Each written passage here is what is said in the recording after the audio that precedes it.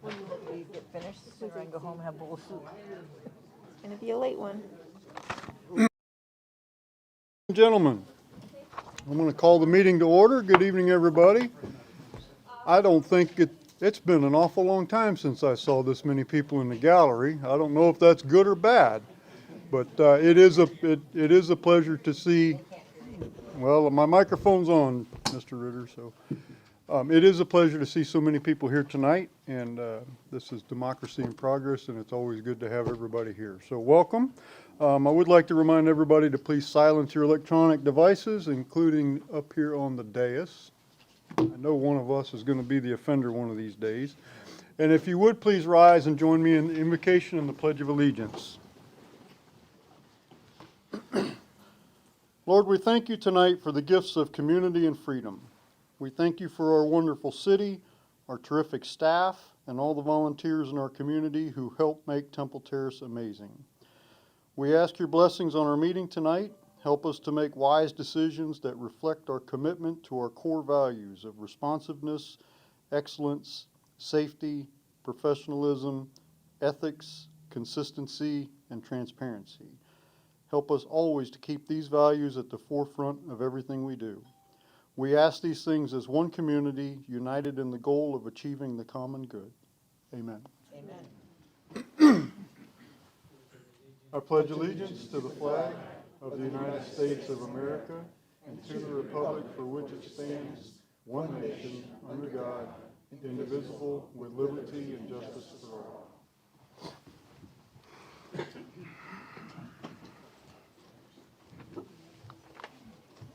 Thank you, ladies and gentlemen. Our first order of business is recognition of Florida College students in Florida City Government Day.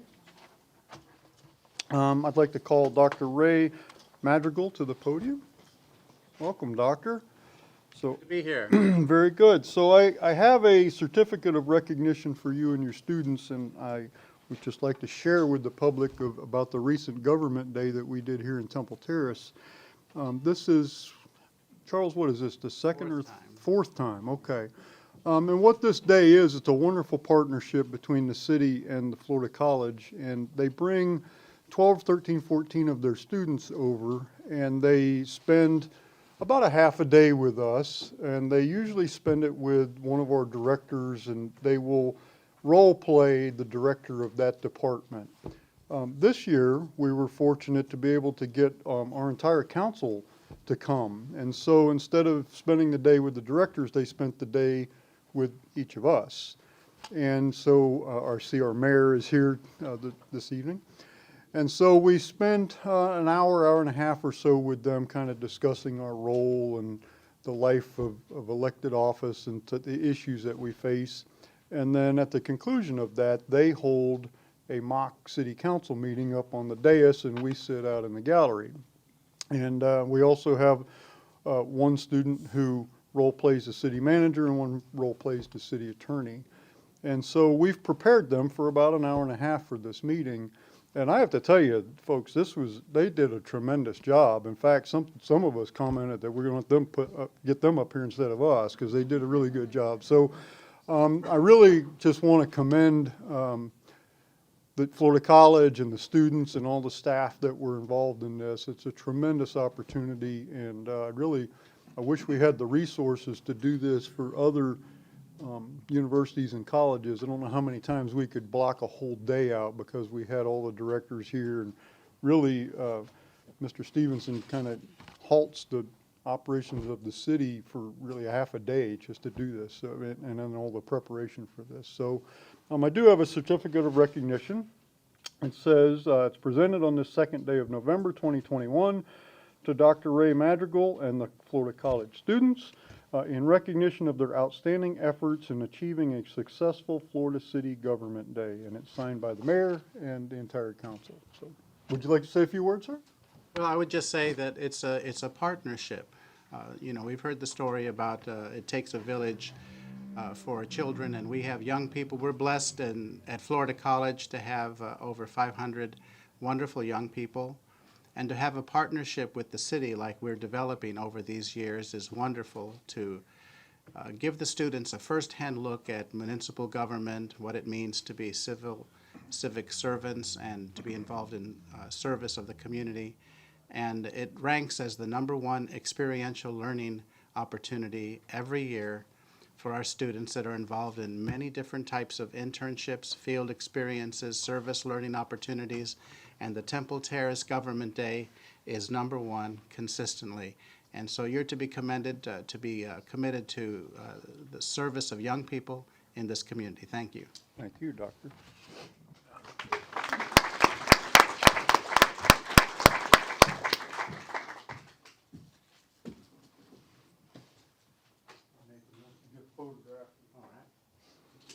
Get the kids up there. Come on up here, guys.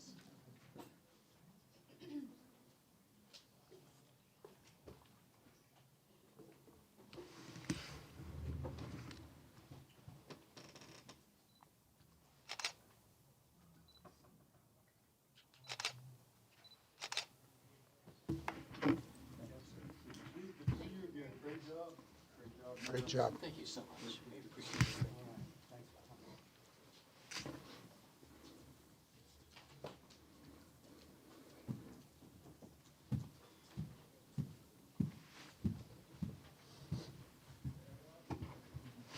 Well, that cleared up 6 seats.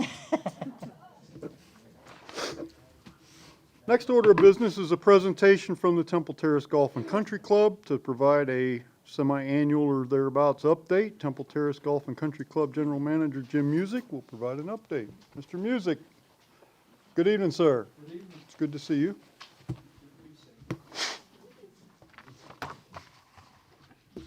Is this thing?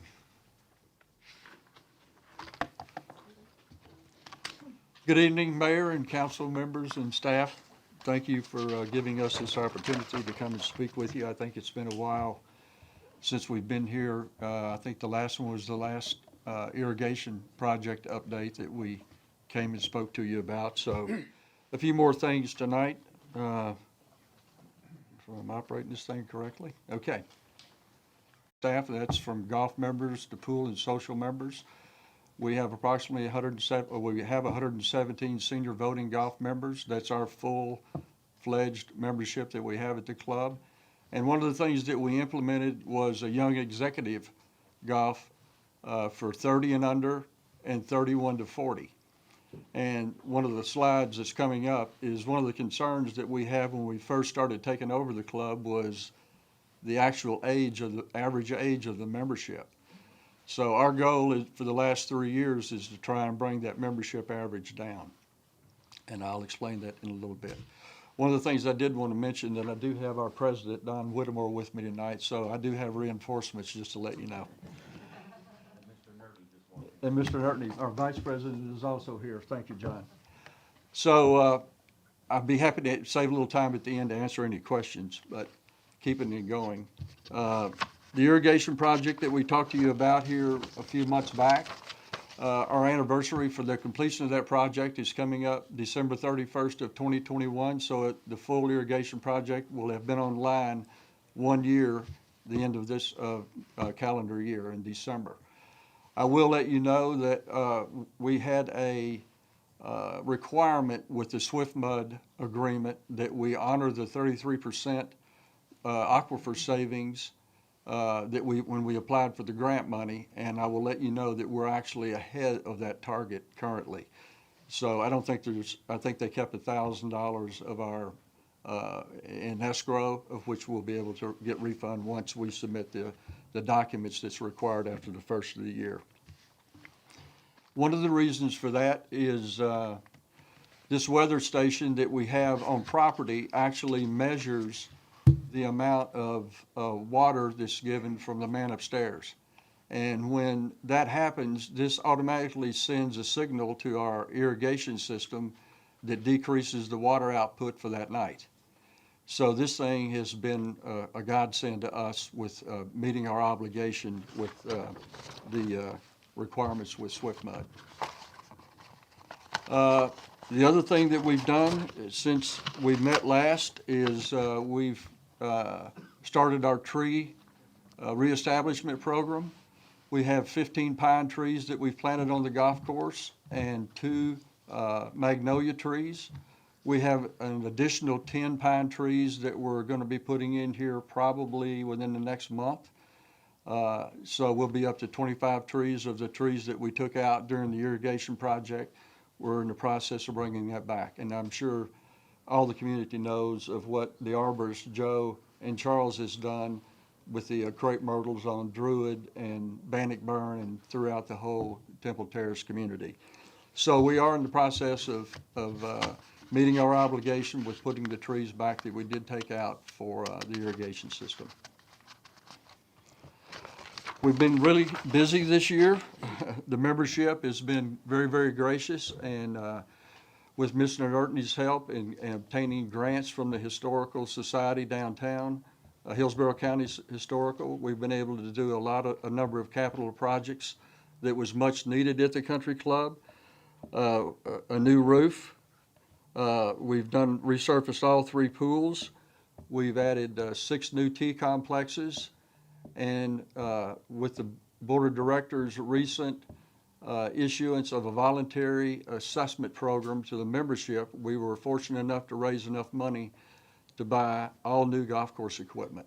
So that is now all been delivered and received, and it's making wonders with conditions of the golf course. So that's a very added benefit to the club. The challenges, I put down like what I thought was 3 major things that we're working on with in the next little bit here. Our banquet revenue is not returning to what we had hoped prior to COVID. We were on a record path with the country club in terms of banquet revenue with weddings, Christmas parties, outside corporate events, those type of things. We're seeing a little bit of increase come back, but not to the point to where it was in 2018 and 2019 for sure. So hopefully this next year, if things continue on the path that we're on, that we'll start seeing a little bit more favorable in that area. As I mentioned earlier, with the young executive membership category, one of the things that we're trying to do is decrease the average age of the membership of the club. I think we currently have 57 young executive golf members at the club, and that's reduced the age, I think, since 2018 by 4 years. So we are headed down in the right path, and that's one of our main objectives, is to input more young members into the club. The last item of which we've been in contact with Charles and the city arborist is we're concerned about the trees that are maturing on the golf course, specifically the laurel oaks, and there's a few Australian pines that are left. The laurel oaks has reached their maturity age. They're starting to die at a pretty quick and rapid pace. We continually see falling limbs daily at the golf course for cleanup, and hopefully we can address that situation collectively, because I think we've met with the SAC committee, Councilman Schisler and Mr. Gorlich several times here in the last 6 or 8 months, and this is one of the items that we've been discussing. So hopefully we can do something with that. I'm sure we're not the only affected part of the community that has these laurel oaks. So with that, be happy to answer any questions if anybody has anything. Council members? Thank you. Sure. Thank you, Mr. Music. All right, thank you, Mayor. Good is Mr. Nertney, Mr. Whittemore, thank you for coming. Hey, Jeff. Very good. Next item of business is a presentation by the Arts Council recognizing the 48th Annual Arts Festival, and Temple Terrace Arts Council Vice President Sharon Gaskin is here to present. Welcome, Mrs. Gaskin. Well, you never know what sign I'm going to bring next. Here's one. Hopefully you've seen. Yes. Hello. Hello, Mayor, Hi. City Council, staff. Thank you for having me. I'm Sharon Gaskin, and yes, I've brought another sign. I think Mrs. Donahue was going to make sure that all of you take one home tonight to put in your yards. I hope you've seen them all around the community, because your Arts Council has been working so hard this year to make sure that the 48th Annual Arts and Crafts Festival truly could take place. Last year we had a virtual festival, and that was not quite as rewarding as having the real thing. And so this year, under those majestic oaks in Woodmont Park, we'll be having our 2-day festival. We're expecting a crowd. People really want to come. We've already set record attendance in terms of our artists and our crafters. They're bursting at the seams to come out and sell their goodies and their art and their creations. It's a great way to get Christmas shopping done and to buy one-of-a-kind items. I hope we'll see all of you there. There'll be live music 2 days in a row. I have a New Orleans second tier band. We have some local musicians. We have actually Florida College students performing this year, as well as King High School students, and our favorite Fran Johns, the dance lady. So we have lots of wonderful people coming to perform. This is free for the general public. And we could not do this festival without two really big community partners, and that is the Parks and Recreation Department of the city and the country club, the Temple Terrace Golf and Country Club. Those are two very, very valuable community partners that make this event happen. And make it what it is. Of course, the other important partner is our city and our residents, and they come out in full force for this event, and we're so looking forward to having our live event the 13th and 14th of November, Saturday and Sunday. It's always a 2-day event from 10 in the morning to 4 in the afternoon. I hope I'll see you all there eating corn dogs and listening to music. Thank you. Good, thank you, Mrs. Gaskin. I think our Arts Council President, Councilmember Schistler, would like to say a few words. Really? Chambers. Chambers, I'm sorry. I'm trying to do 3 things at the same I'm not time. quite on my job. I'm sorry, James. It's okay, quite. The Arts Council had a golf carts at the rec center event Saturday night, Fall Festival. And one of the things that we passed out to the children besides candy were little coloring sheets of different things of Temple Terrace. So these are some of them. And what I've got for you, council, tonight, and department heads, is I have packets of these coloring sheets. So send those down, and your crayons. So sometime during next week, if you, department heads and council, turn those in to the city clerk at the end of next week, and they'll be on display at the Arts Festival. So we'll see how good you go, because part of our job is to bring the artist out in everyone, so, You know, gotta stay in the lines. yes. Yes, you have to stay in the lines. Low standards, Councilmember. Yes, anyway, that's it. Please, everybody, please come out to the Arts Festival, it's 48th year, a great event. Vice Mayor Donahue, did you want to? Well, thank you, Mrs. Gaskins. You're absolutely right. The council, Arts Council, you know, we work all year to bring art to the community, and you know where those are. They're the murals, the street art. Many of you participated in some of the things we did to keep our spirits up during the pandemic. So this is not the only thing we do. But this is our premier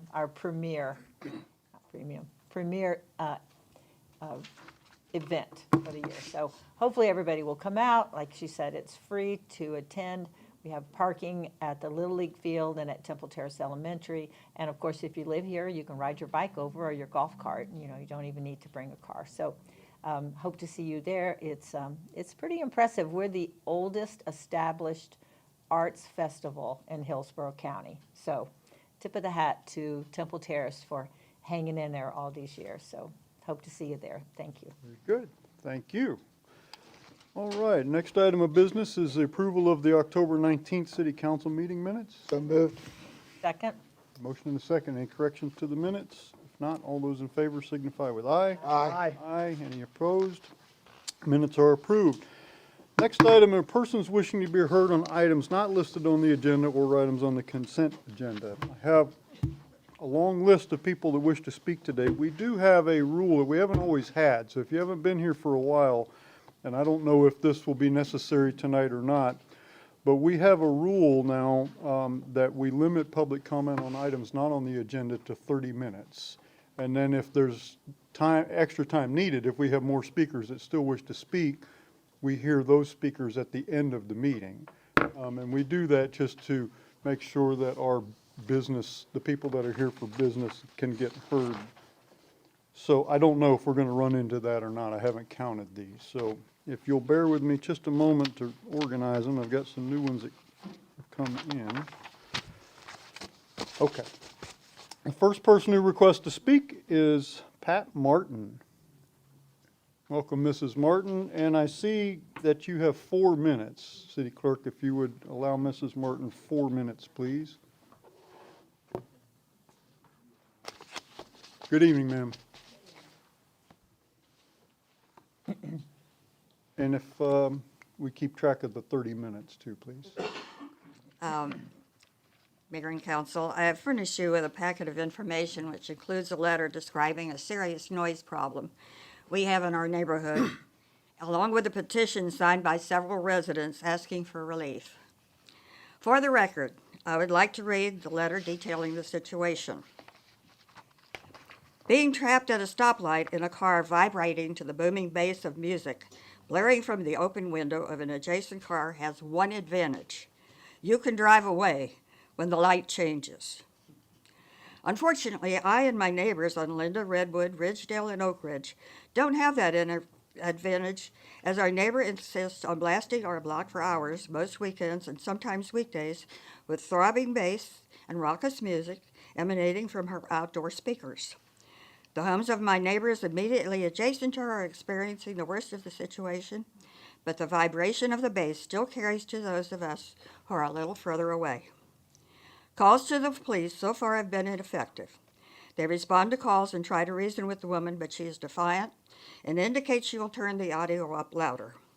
She also insists the law allows her to play her music until 10 o'clock, which the police confirm. The woman starts making her racket around 5 o'clock, sometimes earlier, expecting neighbors to endure the noise and have the peace of their homes disturbed for 5 or more hours with no relief in sight is unreasonable. So far, there have been numerous complaints filed with the department, and officers have verified that the noise is beyond what one would reasonably expect. A copy of that report is attached. In this case, the reference to 10 o'clock p.m. is not applicable, as the noise equals that of a sound truck, which is not allowed in the city. Unlike a sound truck, which eventually fades out of hearing, we are being robbed of the peace and enjoyment of our homes. At this point, when people are left struggling to ignore the penetrating noise while trying to go about their normal activities, such as putting children to bed, or coping with an illness, or simply trying to watch a TV program, this becomes a public nuisance. The situation conforms exactly to the provisions outlined in the City Code under Section 10-4, which defines public nuisances. It would seem also that Section 16-7A under noise control would apply in this case, rather than Section B5, which addresses the 10 o'clock deadline. Ours is a quiet neighborhood where people go about their business without imposing on anyone, yet readily lend a hand when needed. An occasional disruption, such as noise from a party, is tolerated, usually without complaint. We want to keep it that way and refuse to let this neighbor bully everyone into accepting her blaring speakers and defiant and inconsiderate behavior. We respectfully request council to take this matter into consideration and take effective action to bring it under control.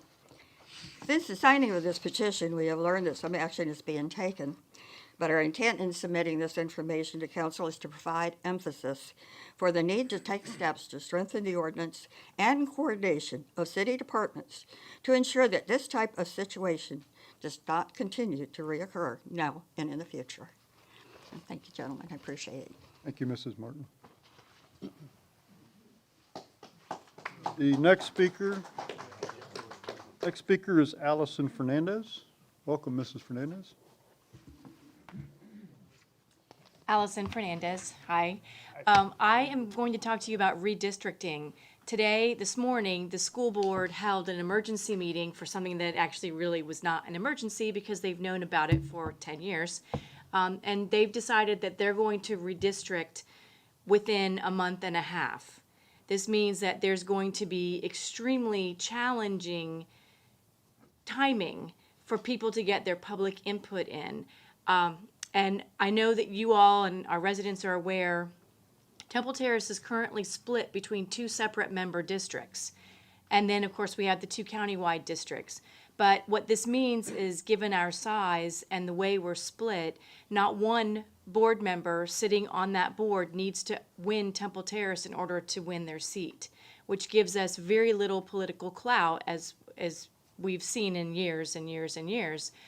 So I just want to make sure that you all are aware that the timeline is going to be extremely rapid.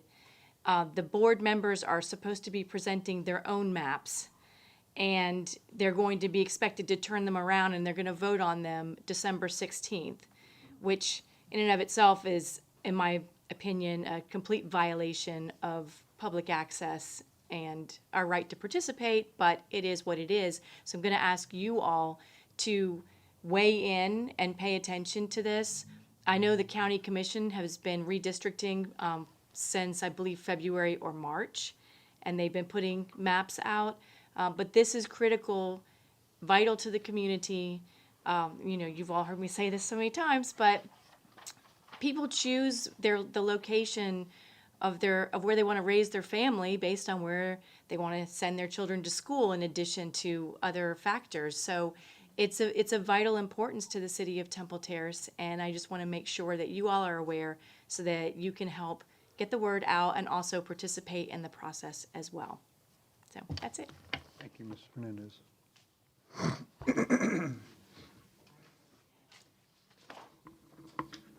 Next speaker is Joe Curtis. Welcome, Mr. Curtis.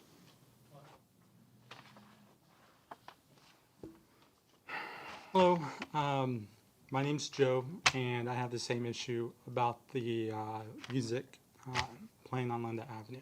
Now, this is probably not near as well written as you just heard, but our neighbors play very loud music, often on school and work nights when most of us are trying to relax or prepare for the next day. Music's so loud it rattles our floors, and we can make out almost every word as if the speaker were sitting right next to us. Music's so loud that our kids have to sleep in another room where the music is a little less booming. Music's so loud that it overpowers anything that we are doing, and music's so loud that it would make the clubs jealous. While I don't mind people having fun or having a party, heck, I do sometimes too, that music is just too loud. I don't want there to be new regulations or laws put in place where neighbors every now and then, can't have a party or be a little bit louder than normal. I just want some neighborly respect given. I have spoken to our neighbors that play the loud music, and they are very hostile in their response with cursing and yelling. I simply ask to turn it down.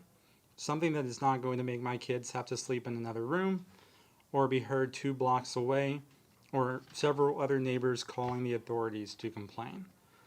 One of my favorite things about my location is the love that we have for each other. I don't think it's too late for these neighbors. My wish is that they realize our frustration and take action for the betterment of all of us. Hopefully soon we can forget the past and look forward to being neighbors again. Thank you. Thank you, Mr. Curtis. Next speaker is Mr. Jack Ritter. Welcome, Mr. Ritter.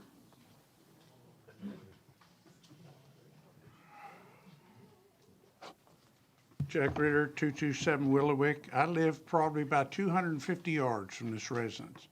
For years, I thought that the music was coming from Busch Gardens. I sit on my patio, and I'm saying, well, we can't do anything about that. They're going to be loud. We don't have any jurisdiction. Gentleman sitting back here, Ed Wonka, talked to me about it, and I said, isn't that interesting? If you stop and think about the schedule of Busch Gardens, this starts about 7:30, 8 o'clock at night. And by 9 o'clock, they have the fireworks and they're gone. This stuff still goes on. I am 250 or more yards away from this, and I hear it. I want it stopped. Solution, a dB meter and a distance. This 10 o'clock stuff, throw it out. This should be any time, not just 10 o'clock at night. Thank you. Thank you, Mr. Ritter. The next speaker is Dennis Hill.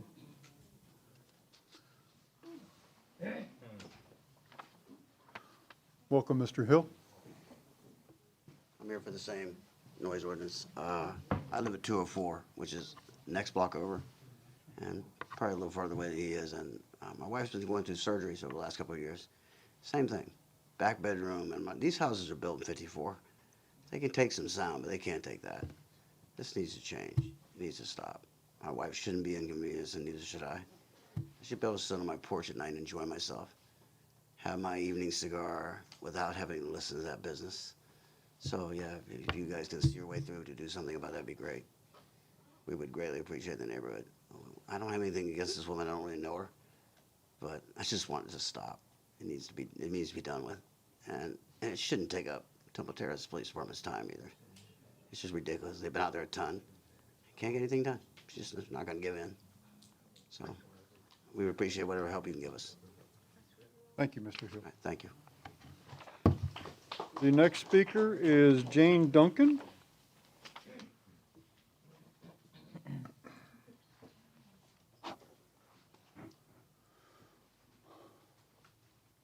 Welcome, Ms. Duncan. Thank you. And thank you for allowing me a chance to speak. I live immediately next door to the people that are playing their music so loud, and I have a concrete block home, like many on Linda Avenue, and the sound is just unbelievable. I set up audio and video for the USF Library for 20 years, and it's a level of sound that I would set up for a small auditorium. I know that sounds absurd, but it really is incredible. I can't watch my television. I can't read my books, and I'm a librarian, so that's a sad thing. My cat hides under the bed. It's just extraordinary. And I think the most difficult thing, I think you can tell I'm having trouble breathing right now. I have COPD and I have an arrhythmia, and it stresses me out to the point where I just get so angry. You know, being exposed to that level of noise for a long period of time is very unsettling, and it makes you irritable. And my heart rate and my blood pressure raises, and it's just as bad as it is to speak in public in front of the city council. But I do hope there's something that can be done. They start sometimes at 11:30 in the morning, and they don't stop until 1 or 2 a.m. And having the noise ordinance stop at 10, it's not doing it. It's very difficult to explain how it's affected the quality of my life. And I love Linda Avenue. It's taken me my entire life to afford a home. I bought it at age 57 4 years ago. When I had neighbors move in, I was excited and happy to have someone immediately next door, but not anymore. So thank you for giving me the time to speak. I'm really shy about speaking in public, but I wanted to be here for my neighbors on Linda Avenue. So. Thank you, Mrs. Duncan, and you did fine. You did good. So that is the last request to speak I have under this section, unless there are further members of the public who wish to speak. So if you'll indulge me for 5 seconds, I do want to break protocol just a little bit. We normally don't comment, but I know that a lot of these folks want to go home and don't want to wait till new business.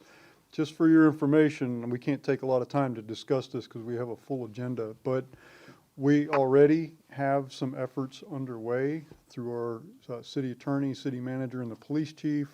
We have been made aware of this problem at least a couple of weeks ago. It came to our attention, and we are working on it. So I don't want you to think this is the first time we've heard of this and that we're doing nothing. So more to come on this for you. And Okay. Very good. Next item on the agenda is a lien reduction petition for the property located at 7501 Okeechobee Court. Code Enforcement Board Chair David Pogorlich will explain. Hello. Good evening, Welcome, Council. Mr. Pogorlich. Mayor, David Pogorlich, Chair of the Code Board.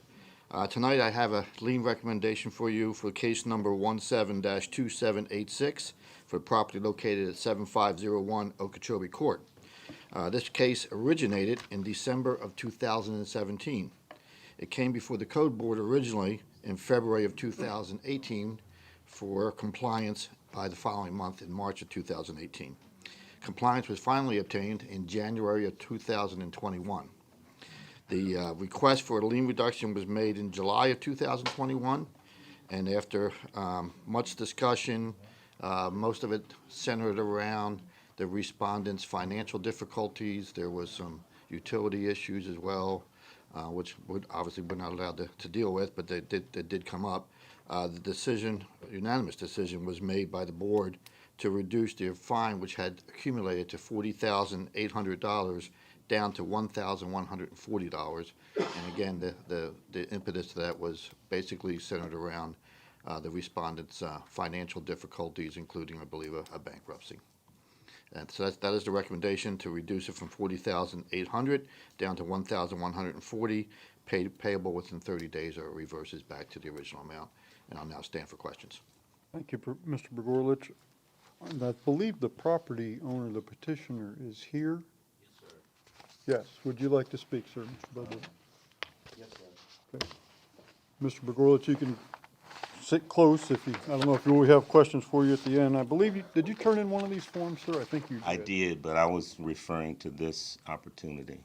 Okay, but the form that you turned in is to speak on this item, not on another one. Okay, let me make sure I pull that, if I You'll can. have to speak twice. No, There we go. please, So we, okay, and because he's the petitioner, city clerk, the 3 minutes don't apply, so.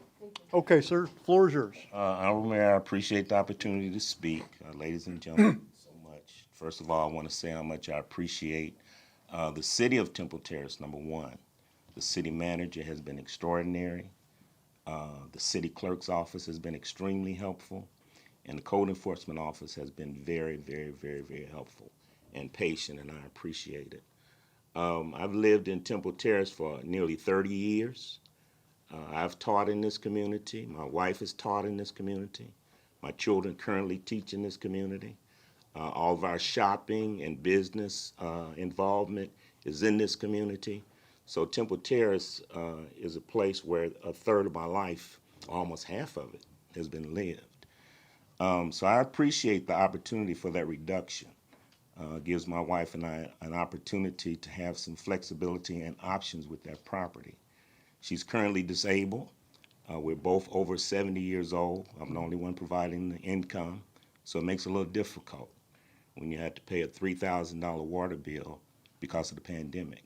We did that, and I appreciate that Code Enforcement Board having some understanding and compassion in this situation, because we know that there have been others who have been given an opportunity to be reduced, and they may not even live in this community. So I just, want to express my appreciation for this opportunity. Anyone have questions of me? Thank you, Mr. Bubba. Well, we'll take public comment first, but don't go far if we have questions. We might have questions for you. Very good. Oh, well, hang on a second. Are there members of the public who wish to comment on this item?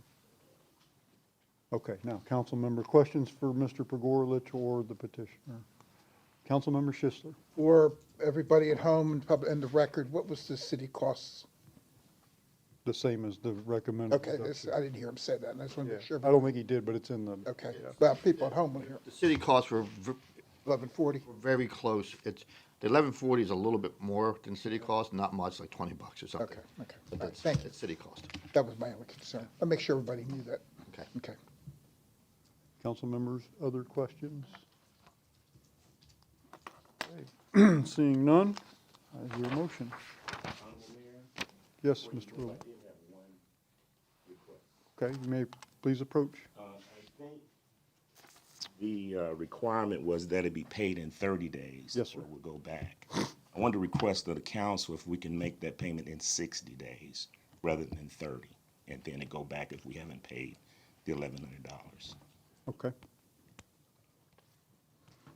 Council members, any other questions? If not, is there a motion? I move to approve the lien reduction petition and allow the 60 days. I'll second that. Okay, I think it probably should be clarified in the motion that if it's not received within that 60-day period, it reverts back to the original amount. I'll add that to the motion to include that if it's not paid within 60 days, it will revert to the original amount. Do we have a second? Second that. We have a motion and a second. Is there discussion of the motion? Seeing none, all those in favor signify with aye. Aye. Any opposed? No nays. Mr. Bobo, the recommendation of the code board has been accepted, and your request for 60 days has also been accepted. You do understand that if full payment's not received within that 60-day period, that the fine reverts back to the original amount? Absolutely. Okay. Thank you. Next item of business is a second public hearing and second reading of Ordinance 1515, adopting the 2021 Capital Improvement Section Schedule of Projects Update. I'll open the public hearing. Diego Guerrero, Community Planner from Hillsborough County Planning Commission, will explain. Hi, Welcome, ladies and gentlemen. Diego Guerra, Planning Commission staff. This item is the Planning Commission's review and adoption recommendation of the annual update to the Capital Improvement Section Schedule of Projects. This is a routine annual update that is required per Chapter 163 of Florida statutes. The review was conducted in accordance with Chapter 163, which requires the schedule be updated on an annual basis. The update would replace the existing schedule found in the comprehensive plan with the schedule found in your packets. This update is accomplished by ordinance per Chapter 163 and does not take the routine plan amendment process, which is why Chapter 163 allows for adoption by ordinance. Additionally, the plans of other agencies are adopted by reference into the schedule to an existing policy in the capital improvement section.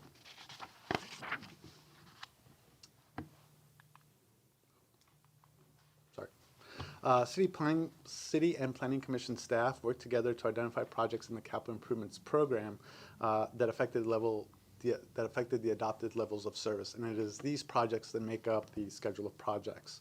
City staff identified whether these projects eliminated a deficiency, maintained levels of service, or were planned for future growth. City staff also requested that the list of the 10-year transportation projects be incorporated as part of the schedule of projects. For those portions that were city projects within the first 5 years and specifically affected levels of service, those projects were included in the report analysis and this presentation. Depicted on the slide is a summary of the schedule of projects by program area, and as you can see, there are 6 program areas which were identified and consist of a total of should be 86 projects, not 158, or I'm sorry, 158 projects for a approximate FY22 through FY25 funding amount of approximately $38.60 million. My apologies. In terms of level of service, the majority of the project funding, which is approximately 85%, are for the repair, replacement, and renovation to maintain levels of service. The remainder of the funding is intended to eliminate deficiencies for future growth. Planning Commission staff examined the schedule with respect to the goals, objectives, and policies found in the comprehensive plan. A few of the policies are identified on the slide, however, a full list is available in your packets. First, the schedule is consistent with the direction for the level of service priorities, which states that they should first be spent on the repair or replacement of facilities, second, to eliminate deficiencies, and third, for plan for future growth.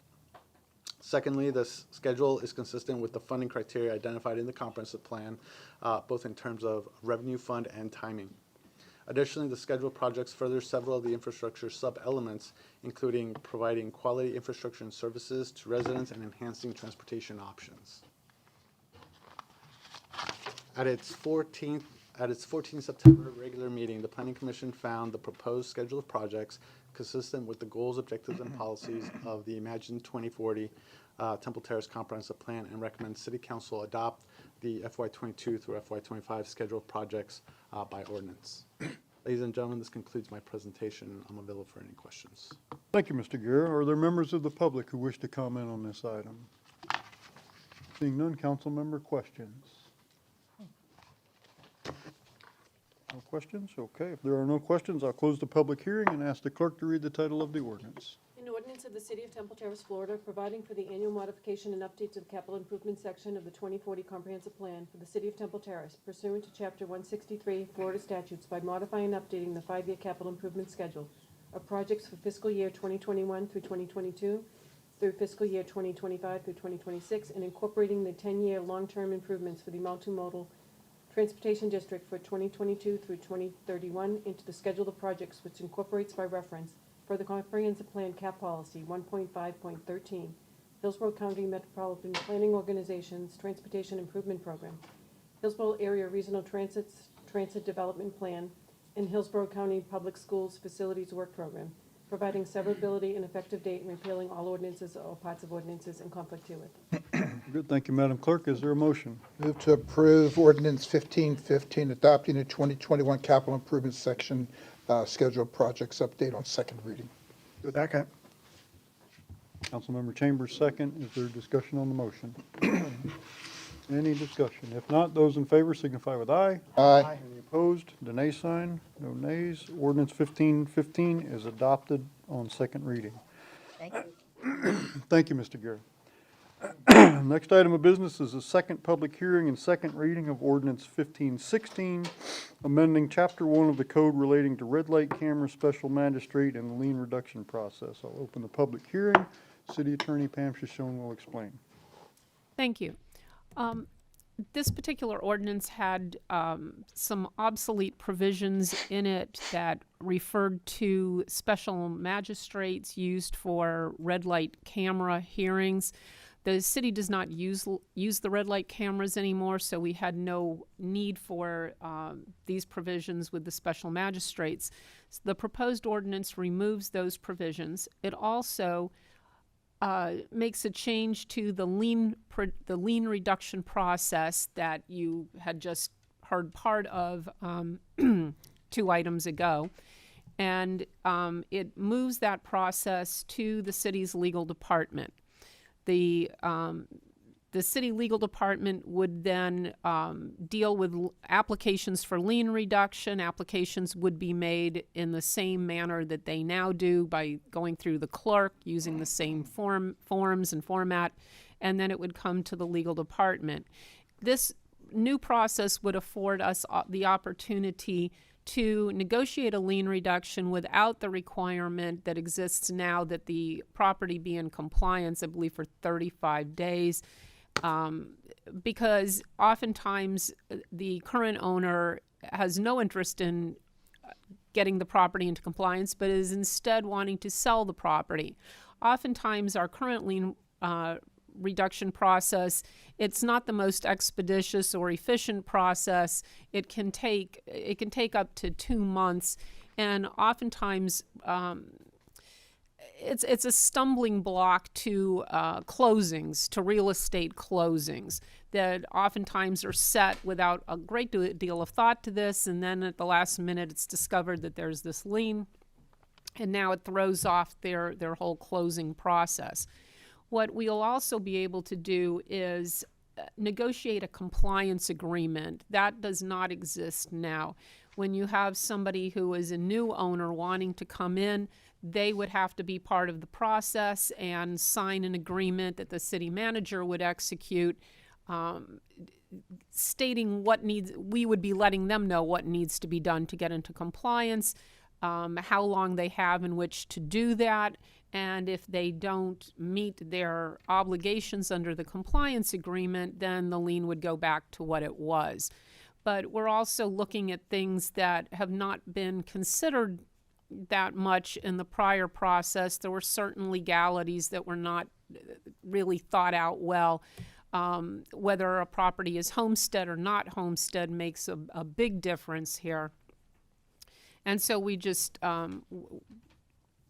we're wanting this to just be just a more streamlined process and give us more options too to get the properties into compliance, which is really the city's goal, is improving the quality of the neighborhood.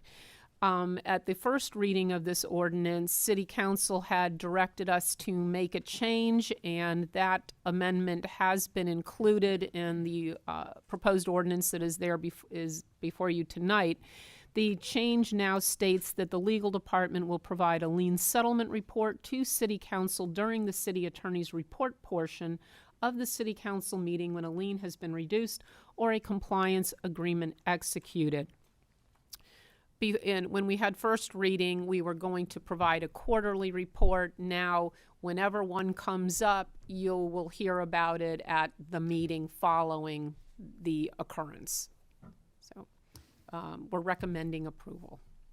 Thank you, Mr. Shona. Are there members of the public who wish to comment on this? Seeing none, council member questions? No, I think they made all the changes we asked for. They did. If there are no questions, I'll close the public hearing and ask the clerk to read the title of the ordinance. An ordinance of the City Council of the City of Temple Terrace, Florida, amending Chapter 1, Article 2, Division 2 of the Temple Terrace Code of Ordinances entitled Code Enforcement Board to remove references to a red light camera special magistrate, delegate the lien reduction and settlement process to the city's legal department, and make other minor changes, providing for the repeal of ordinances or parts of ordinances in conflict herewith, providing for severability, and providing an effective date. Thank you, Madam Clerk. Is there a motion to adopt ordinance 1516? I move to approve the second reading of ordinance 1516, amending Chapter 1 of the code relating to red light camera special magistrate and the lien reduction process. Very good. Is there a second? Second.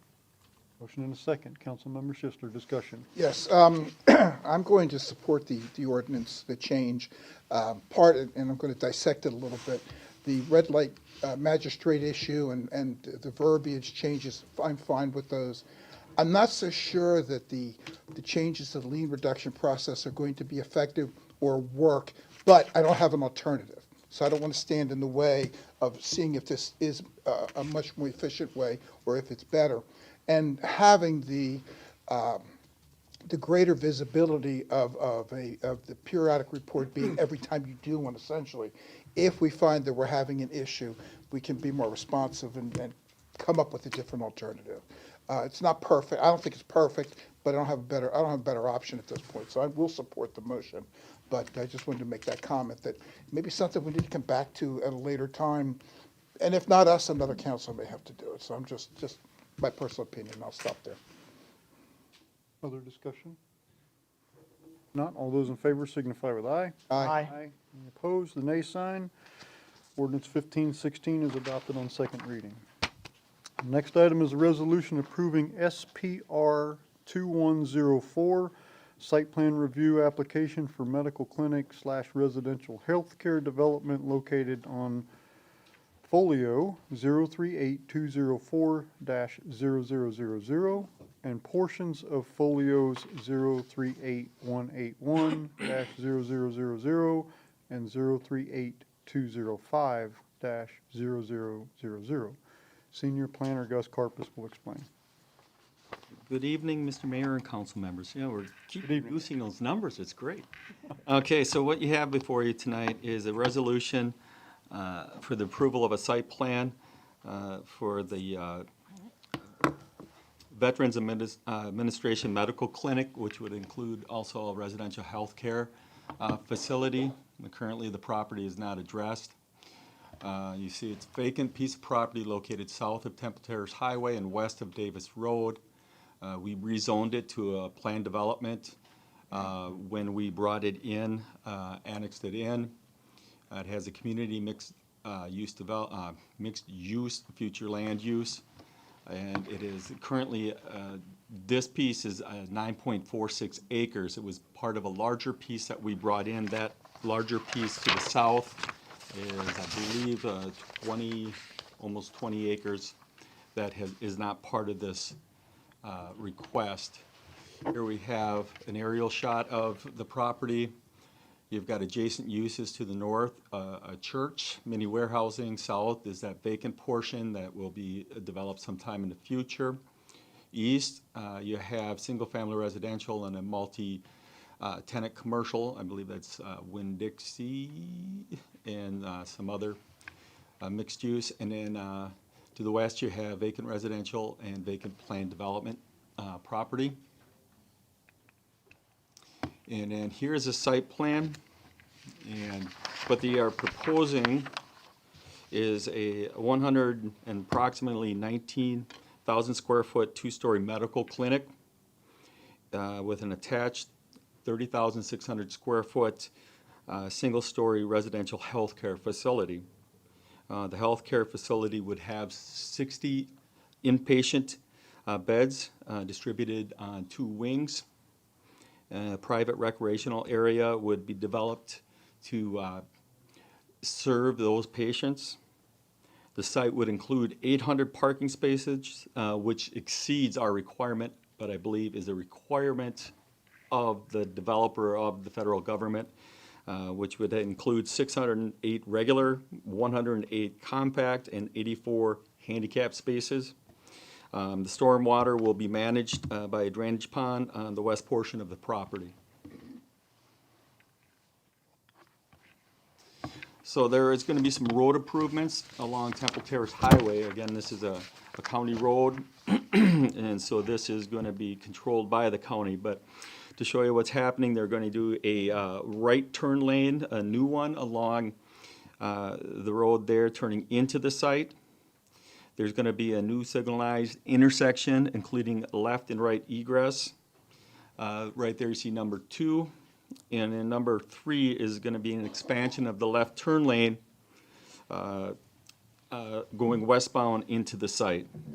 And again, all these improvements must be approved by Hillsborough County. So now I have some views here submitted by the applicant. So this is an overall site view, a conceptual site view. And then some of these other views here, it's kind of hard to read with the red writing on there. And I'm getting a little old here, I have to take off the glasses. But so you have some elevations view of the north elevation, the west elevation, the north and south elevations, and the east and west elevations.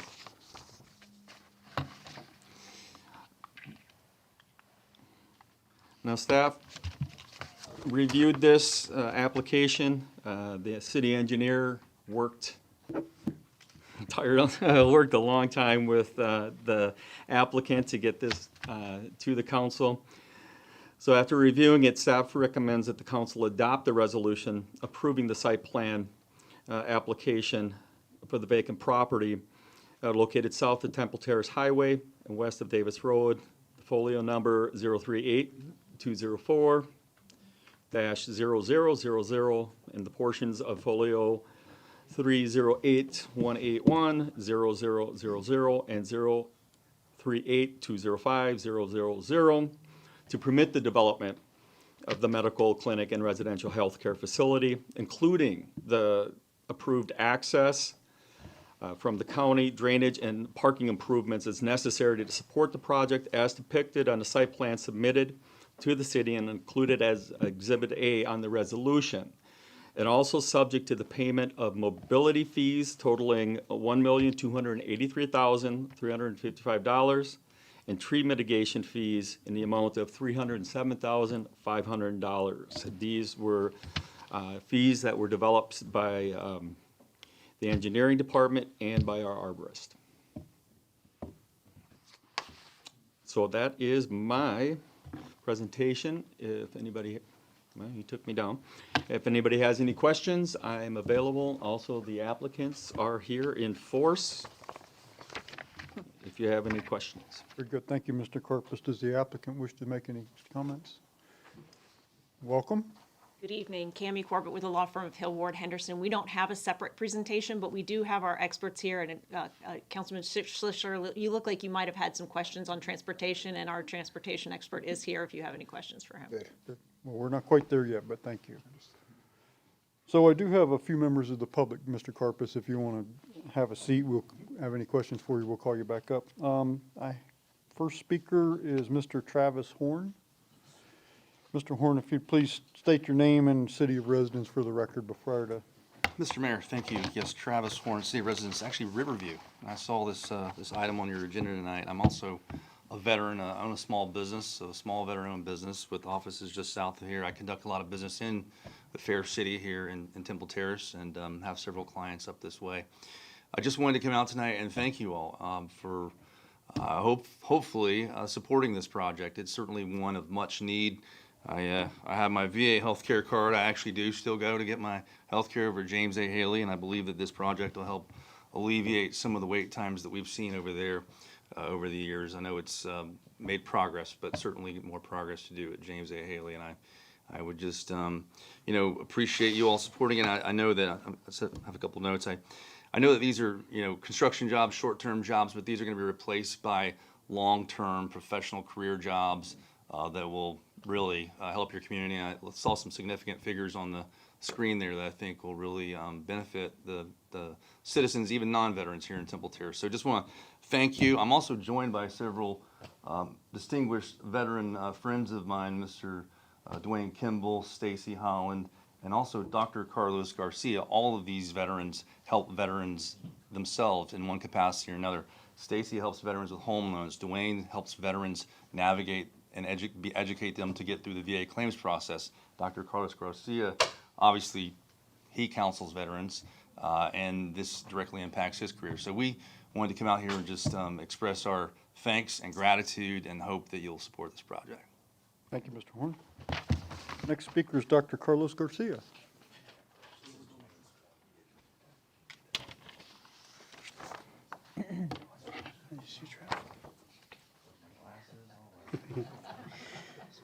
Thank you, Mayor and council members. I just want to say one quick thing in support of. Just need your name and city of residence, please, for the record. Yes, city of residence is Tampa, Florida. Carlos Garcia, Dr. Carlos Garcia. Just appreciate a couple minutes to come up here and speak. I am a veteran of the United States Marine Corps. I'm also a licensed clinical psychologist, and in my practice, I see a lot of veterans that come through there. Why? Because they want to see somebody that has sort of been there, done that alongside them. And over the last several years, I've seen so many veterans that are coming through to my office, paying for services out of pocket, essentially because some of the resources are just not available to them with the VA resources we have here in town now. So having a facility like this would be a great advantage to make sure that we're touching our nation's heroes with mental health services, behavioral health services, and all of support they need. So I just hope that speaking about my experience can lend a little bit of credence to how badly our veterans out there need these sorts of facilities. So, thank you. Thank you, Doctor. Next speaker is Eddie Birch. Welcome, Mr. Birch. And Andy Birch, I live in unincorporated Hillsborough County. I'm also here on behalf of the Tampa Innovation Partnership in support of the resolution. That we're really excited about this facility. It'll allow the VA to do more of the great work that they already do on behalf of our veterans, and in a location that's accessible. And like some of the other speakers have already mentioned, dozens of professional jobs, and also actually taxpayer savings, I think, are projected through this as well. But most importantly, just allowing the VA hospital to provide these services to our veterans that are much needed and much deserved. So I'll yield the rest of my time. Thank you. Thank you, Mr. Birch. Next speaker is Dwayne Kimball. Is that? Am I reading this correctly? I don't want to get your name wrong. Okay, Mr. Kimball, welcome, sir. In relation to Richard Kimball. Good afternoon, good evening. My name is Dwayne Kimball. I'm a resident of Apollo Beach. I'm owner of KMD 89 VA Claims Consulting. Also, I'm a retiree from the Department of Veterans Affairs. I just wanted to thank the council for even taking up this matter. Hillsborough County has the largest veteran population in the state of Florida. And as a veteran myself, I think this facility will help alleviate the backlog of wait times and the distance the veterans have to travel to obtain the deserved medical benefits that they deserve from sustaining injuries from serving our country. So again, thank you to the council for allowing me to speak this evening. And again, wonderful opportunity for this community and the surrounding communities to service our veterans. Thank you. Very good. Thank you, Mr. Kimball. Okay. Council members, are there questions for the applicant or Mr. Carpus? Councilmember Schisler. Thank you. Thank you, Mr. Mayor. First of all, I'm in favor of the project. Okay, so I just have some questions that other people had asked me about, and I figured now's the opportunity to do it. And for all the veterans in there, thank you for your services, and we look forward to this being a very successful project. My question resides traffic issues. What is the anticipated traffic load on Temple Terrace Highway? Does anybody have any idea? Good evening, Michael Yates with Palm Traffic. Yes, we did the traffic study. Are you looking for peak hour or daily? Peak hour. So overall for the project, it's about 400 cars, 450 for peak hour. So that would be loaded onto Temple Terrace Highway at the main entrance, which is going to be signalized. And that was the reason we were trying to get the signal there, is to allow the safe ingress and egress from the site. So the signalization will go in. Will they be putting an emergency signal? I noticed that the emergency exit is off of Davis Road. Will they be changing the configuration of Davis and Temple Terrace Highway to allow for emergency vehicles to? No, the emergency access is just as a secondary or a third access. If an accident occurs on Temple Terrace Highway, it's a way to get people in and out of the facility outside of Temple Terrace Highway.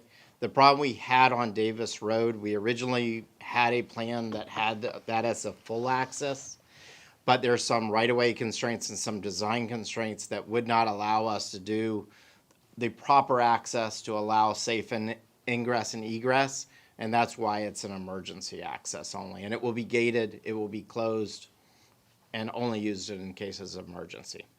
Do they anticipate emergency vehicles coming in and out of there? I don't know whether they. No, it's just intended to be, if there's an accident, there's no other means of ingress or egress, they have a way to get in and out of the facility during those times, and that's the only intended use for that. Okay, now I have two other quick questions. Sure. What is the construction schedule? When, approximate? Will it be, will the different phases be staged, or will, for opening or completion? Cami Corbett for the applicant, October of 2023.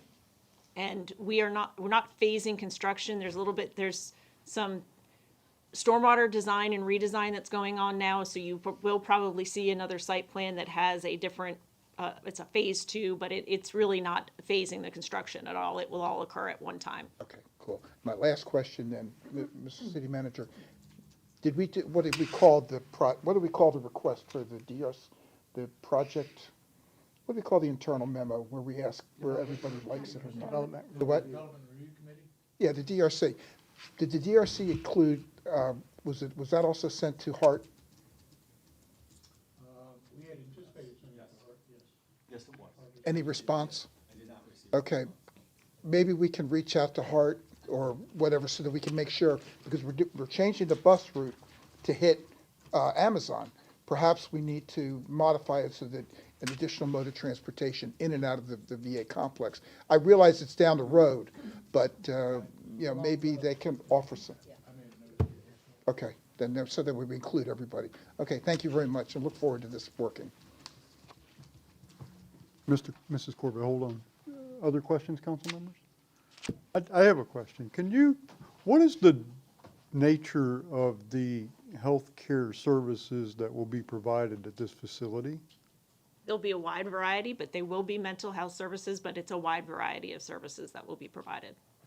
Okay, what does that mean? Because it's mental health care. So is this going to be for physical treatment as well, or is this a mental health behavioral science kind of facility? I'd like to ask Mike Owens to come up and. Okay, thank you. Good evening, sir. Good evening.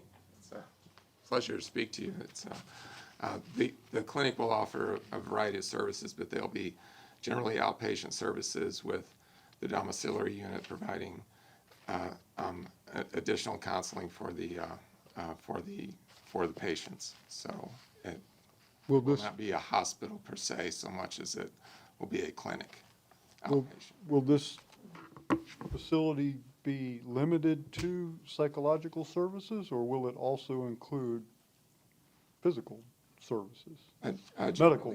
It's a mental health clinic that'll focus on mental health aspects for the vets that have served overseas and also in country.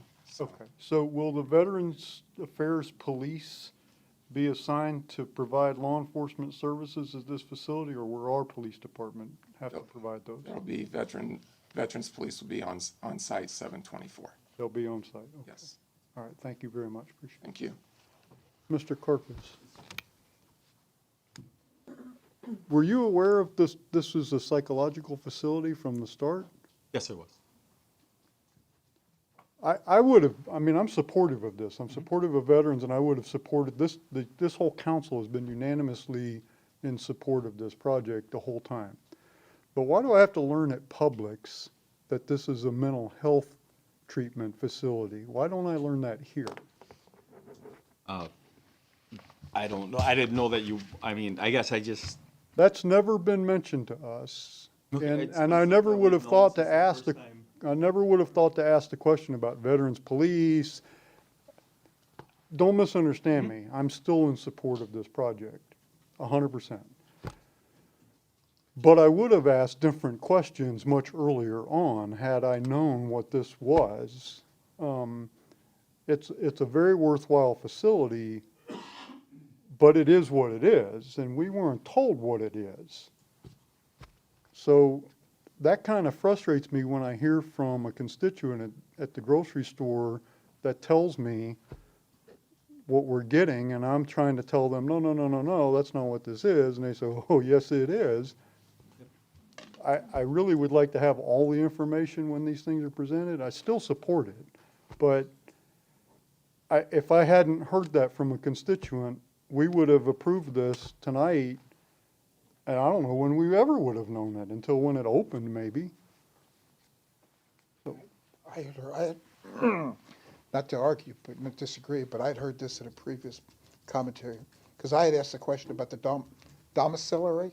I can't even say it right. I remember you asking that question, Okay, but I don't and that was the remember. inference that I got, that it was going to be for potential psychological/psychiatric issues. I do remember hearing that in a previous presentation.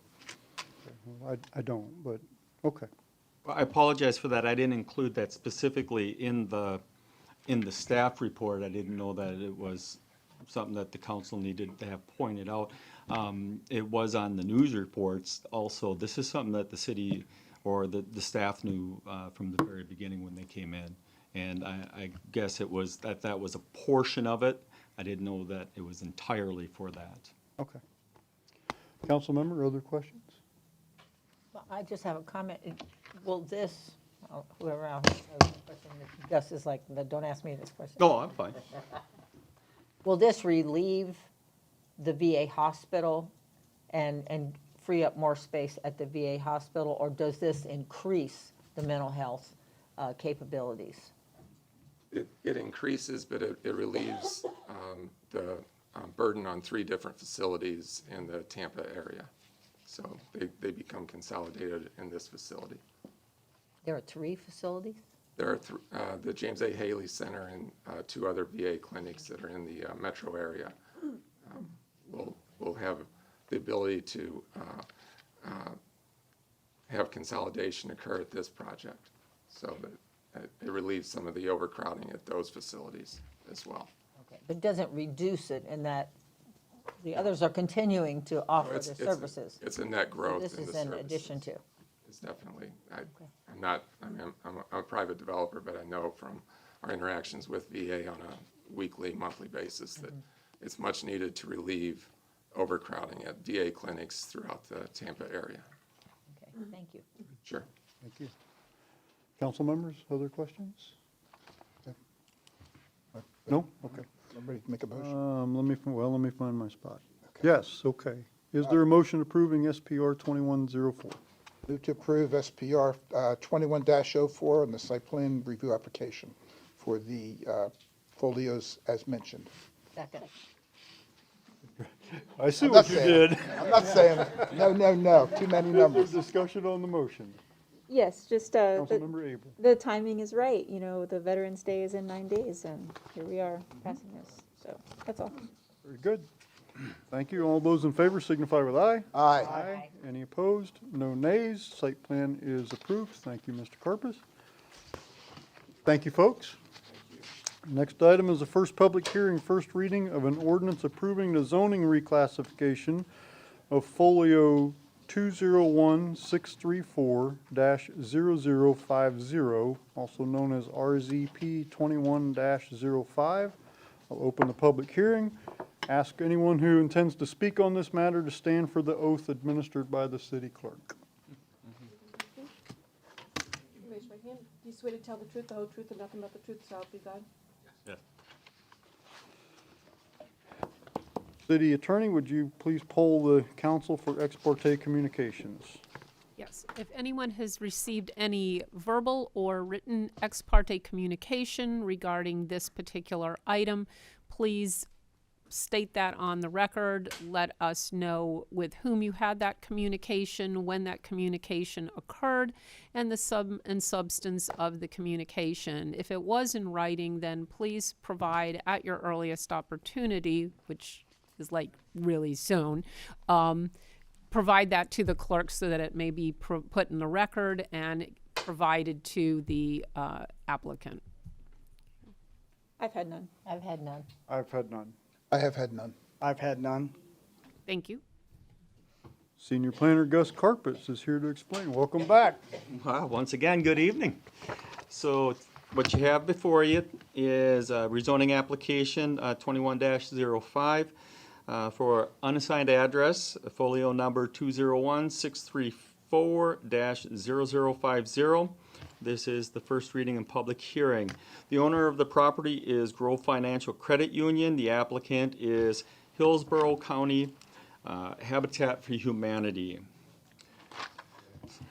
So you're looking at the location is, I'm sorry, I was flipping too soon. Again, is the unaddressed property here that is located actually in the downtown community redevelopment area. So you see on the map on the left, I've circled where it is in our downtown redevelopment area. On the right is your general location map.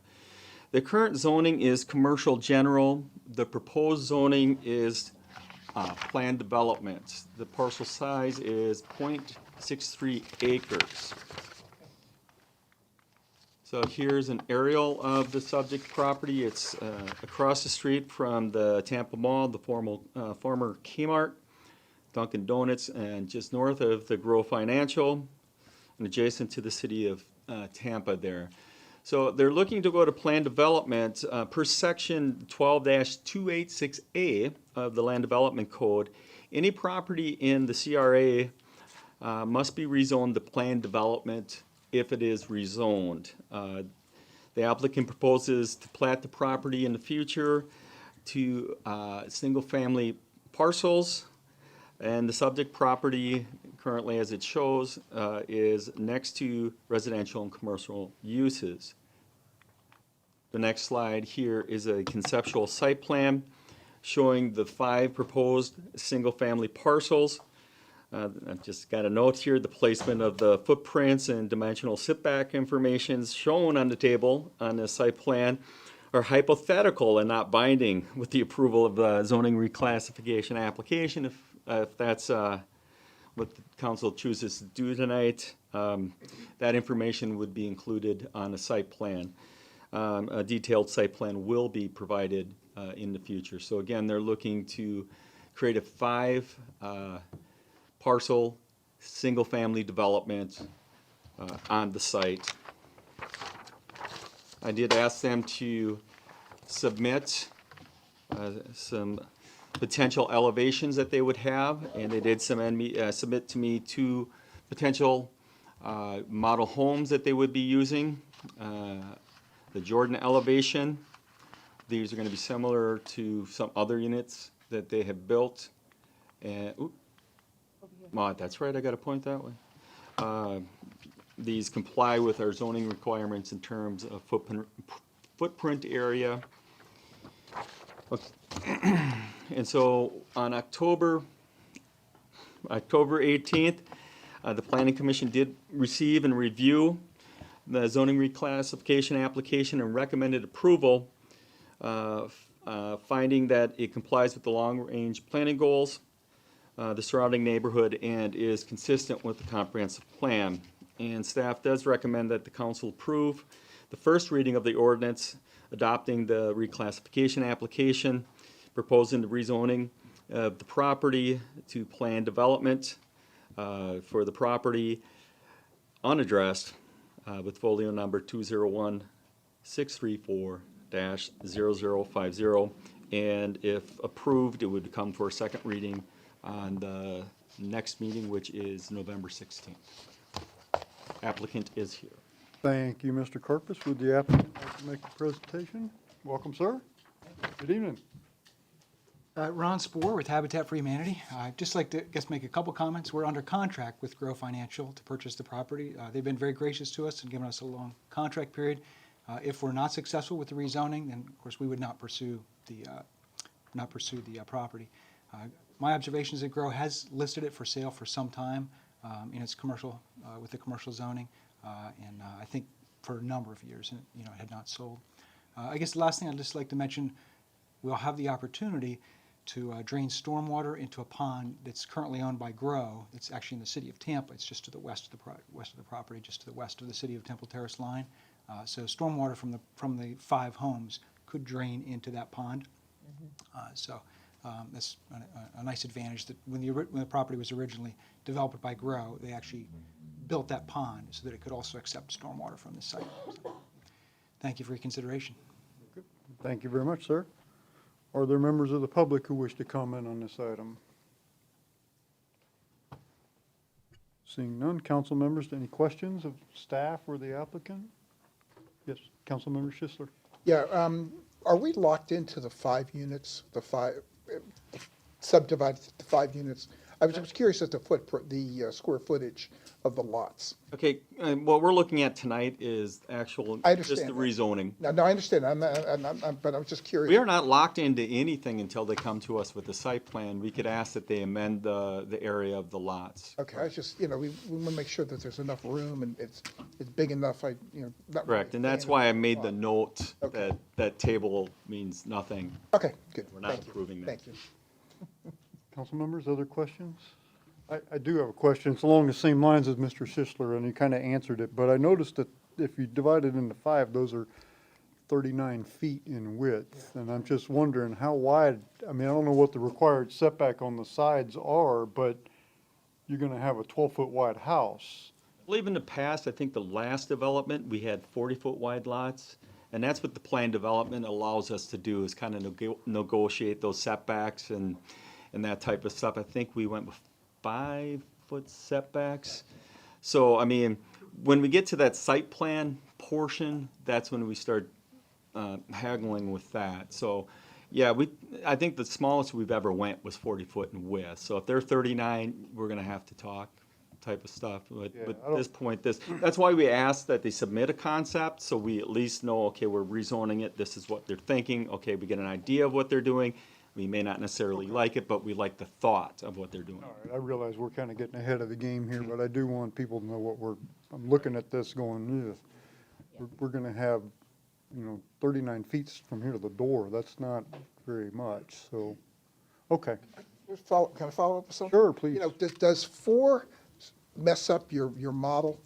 Does 4, I know you've done the financials on this, and I know you're going to contract here soon. Keep in mind, though, we're getting ready to vote, and we're asking him stuff that's outside of I realize that. But does 4 mess up kill your model? Certainly make it more challenging. Okay. I'm hoping that you'll successfully rezone it, and we can come back to you with a presentation that you'll be favorable to. Okay. Would you like to make any other comment besides responding to the question? I'll give you the last word. Unless, council members, are there other questions? Would you like the last word? You can have it if you want. I have nothing to add, just, again, I thank you for your consideration. Okay, thank you very much.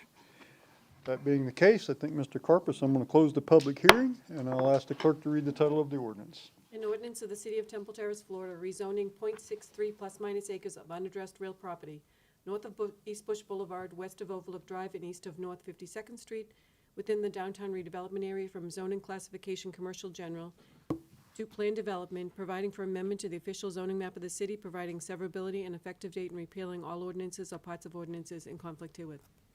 Thank you, Madam Clerk. Is there a motion?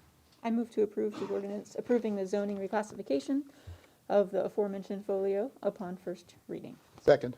Motion and a second. Discussion on the motion? I do have some, but don't get nervous. I'm going to vote in favor of it. But I do have some.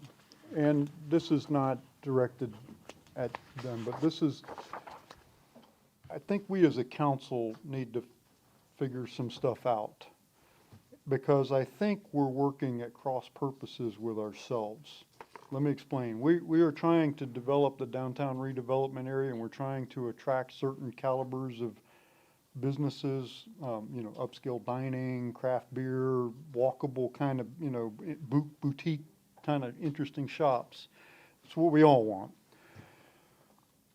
It occurs to me that these businesses, part of the reason that we're having trouble attracting these businesses, we've been hitting a brick wall with a lot of them, is because of what's called our 135 report. A 135 report is potential businesses, developers, they want a 135 report is where you go out 1 mile in a circle, and you go out 3 miles in a circle, and then you go out 5 miles in a circle.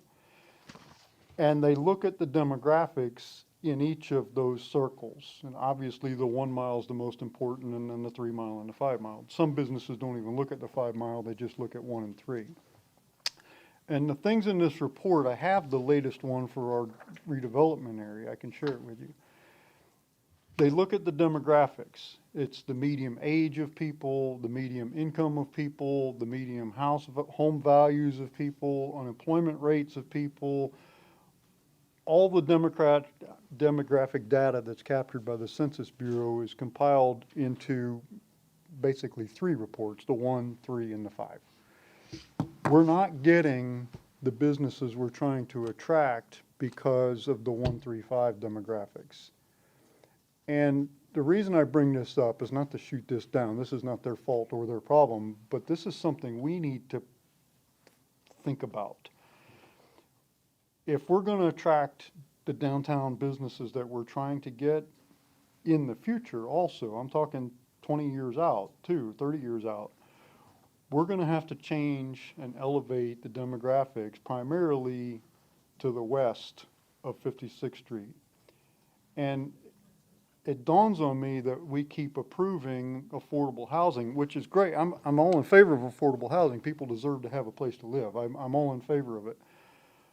But we're working at cross purposes. On one hand, we're going to one meeting trying to get upscale dining and craft beer, and on the other hand, we're approving stuff 300 yards away that is shooting down our chance of getting craft beer and upscale dining.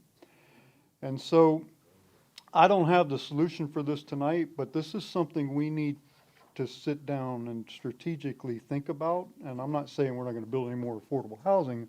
What I am saying is we have to look at what other cities, including Tampa, has done with Seminole Heights, which used to be a very rundown area, and now it's not. And years ago, Hyde Park was the same way. So some of this urban renewal, we need to find out how this is done. And it won't be done during our tenure, maybe yours. But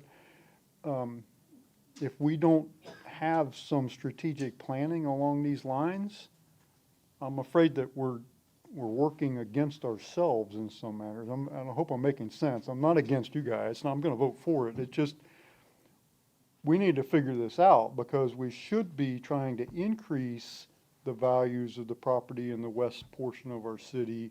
And what we're doing by our own action here is decreasing it. We're killing our 135 report. And so we need to get, and this is not my area of expertise, but I can add. I mean, we can all add. So this is a problem. We're dyslexic in this. So, yes, Vice Mayor. I think sometimes affordable housing should be called workforce housing, because anyone buying a Habitat for Humanity home has to have a job. They have to have the ability to pay the mortgage. What they needed was a helping hand to get into that house. They have low rates, which thank goodness the Habitat has been able to negotiate with some different banks.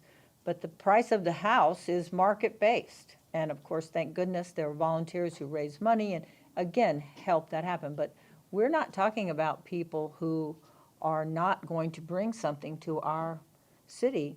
There are cities, I mean, all over Florida where people can't work there because they can't live there.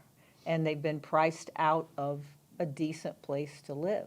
So I don't think it's so much a cross purpose as much as maybe it's need to have a better way of explaining what it is we're doing. And, you know, part of our CRA mandates that we include affordable housing. I mean, that's the reason you get the tax break that we do, is because we've been told, well, you're not just building a downtown, you're also making sure that you add housing to your housing stock.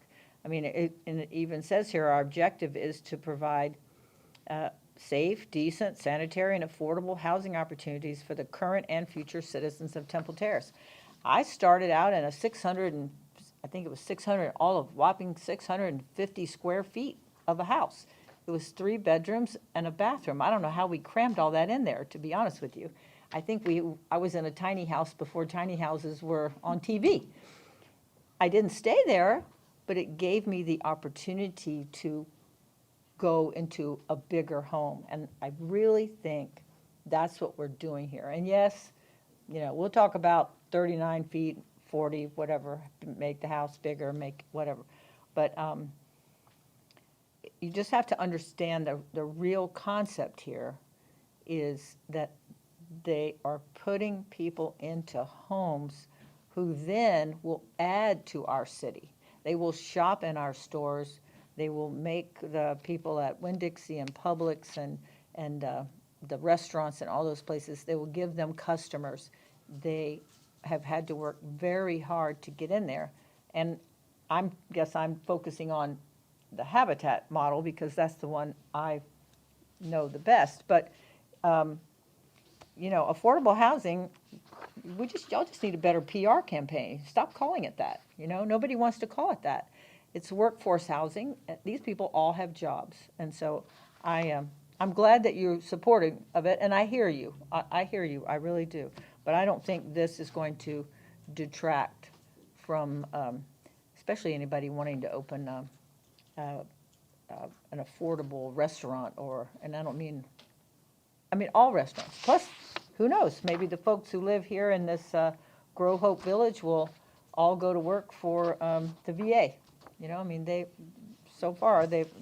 we'll just see. So that's my comment. Thank you, though. Thank you for allowing me. Are there any other comments on the motion? If not, all those in favor signify with aye. Aye. Aye. Any opposed? No nays. The ordinance will appear for a second reading and public hearing on Tuesday, November 16th. Thank you, Mr. Corpus. Next item on the agenda is first public hearing and first reading of an ordinance approving the zoning reclassification of 8701 Overlook Drive, RZP 21-04. I'll open the public hearing. Ask anyone who intends to speak on this matter to stand and be sworn in by the city clerk. Tell the truth, the whole truth, and nothing but the truth. So help you God. Yes. City Attorney, would you please poll the council for ex parte communication? Yes, I apologize. I'd have to do this each time, but each record is different for each item. So, asking whether any of you have received any written or oral ex parte communication regarding this matter. If you have received anything in writing, please provide that to the clerk. If you have received either oral or verbal communication, please state with whom that has been, when that occurred, and the sum and substance of that communication. I've had none. I've had none. I've had none. I've had a phone call from one individual, Mr. Ron Govan, regarding this issue. I believe it was last Friday, I could be mistaken, and some substance was strictly did I feel that the owner needed to be in town for this? And I said I did not really know whether that was worthwhile or not. Thank you. Hold on just a second. What item are we on? F. No. No, we're on E. E. No, we just finished E, I thought. Yes. No, we just finished D. Wishful on F. thinking there, council member. Wishful thinking. I had the same question a minute ago. Yeah, E. No, we're on E. My apologies. Okay, then no, I had no expert communication. I've had none. I apologize, I'm getting a little bleary-eyed Knows here. what you're talking Okay, about. And I've had none. okay, Very good. Okay, senior planner okay. Gus Corpus, you will explain. Welcome back, Gus. Yes, good evening again. Night's your night. Yes, so what you have before you is a rezoning or a zoning reclassification application for 8701 Overlook Drive, folio number 038218000. This is the first reading and public hearing. The owner of the property is Race 1 LLC. The applicant is Development Support Resources LLC. Once again, this property is located in the CRA. The map on the left has the circle showing where it is located. It's currently zoned R10 Single Family Residential. It's looking to be zoned planned development. The property contains 0.24 acres.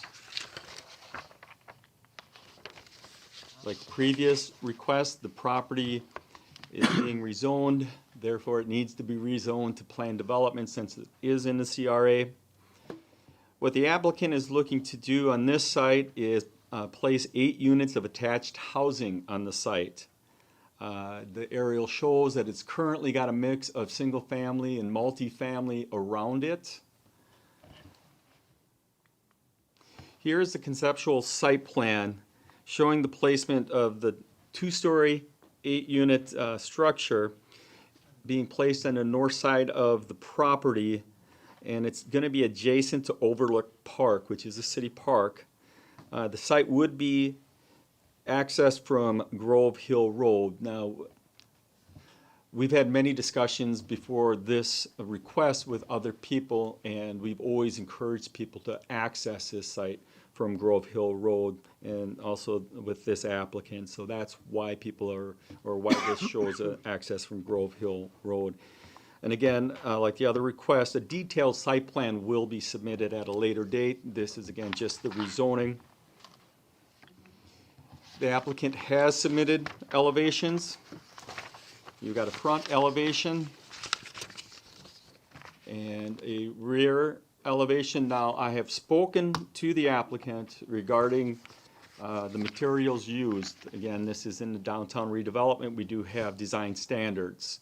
So it's my belief that they took that discussion to heart. The applicant is here and they can indicate whether or not they have, that there may be some changes in these elevations. Again, the front and the rear. The overall height of this will be 35 feet. Now, looking at this rear elevation, we have to remember this will be discussed at the site plan processor, but this is what would be facing our park. And then this are the east-west elevations.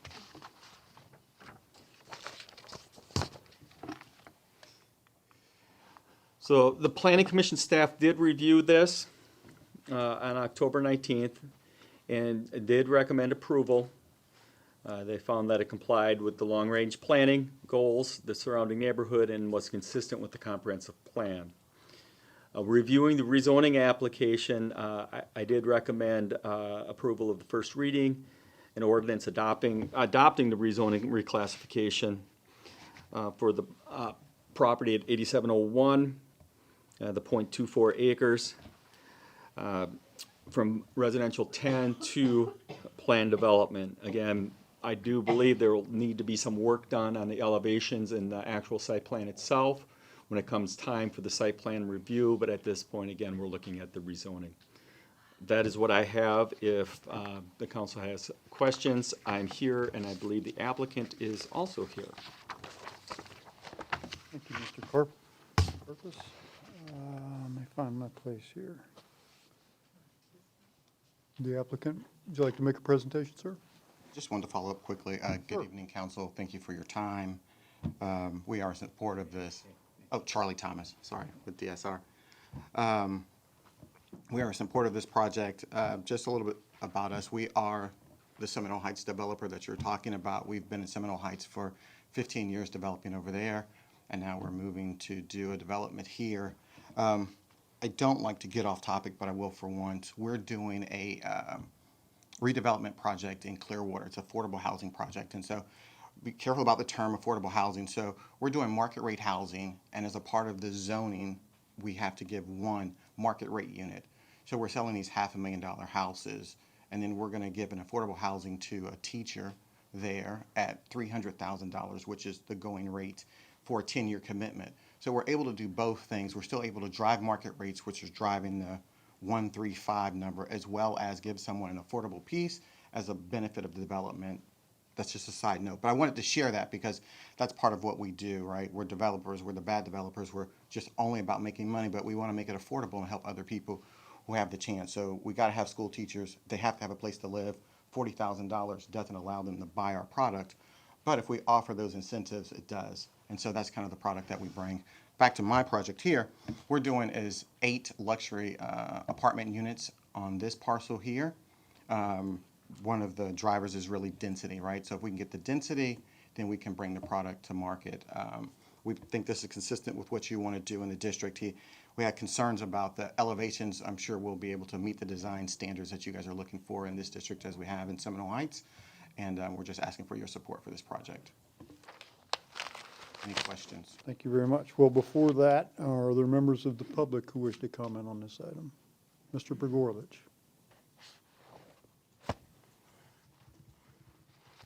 Thank you. David Pagora, City of Temple Terrace. I just want to caution all of you that, Sherry said something about the quality of the people, and you're right. We get some good quality people. I volunteered many hours for Habitat for Humanity, but comps are not based on the quality of people. Comps are based on the size of the lot and the type of the house and what we're building. It has nothing to do with the occupants. And building postage stamps and row homes doesn't help our 135. Just want to caution you about that. Thank you. Thank you, Mr. Bergorovich. Are there other members of the public who wish to comment on this item? None. Council member questions? Well, yeah, council member questions. I do. Vice Mayor Donahue. Probably for you, sir.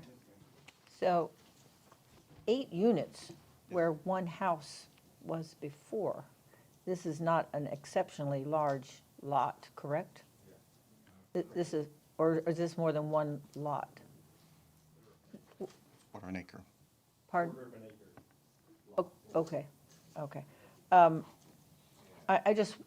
I know you're looking for density, but that's a lot of people in that tiny space. Okay, folks, we can't be doing this. You got to stay quiet in the audience. Just as was asked of the one before you, could you do it for 6? I mean, the problem we have tonight is we rezone, and now we've given you hope that you can keep working on this project. And so I don't want to say no.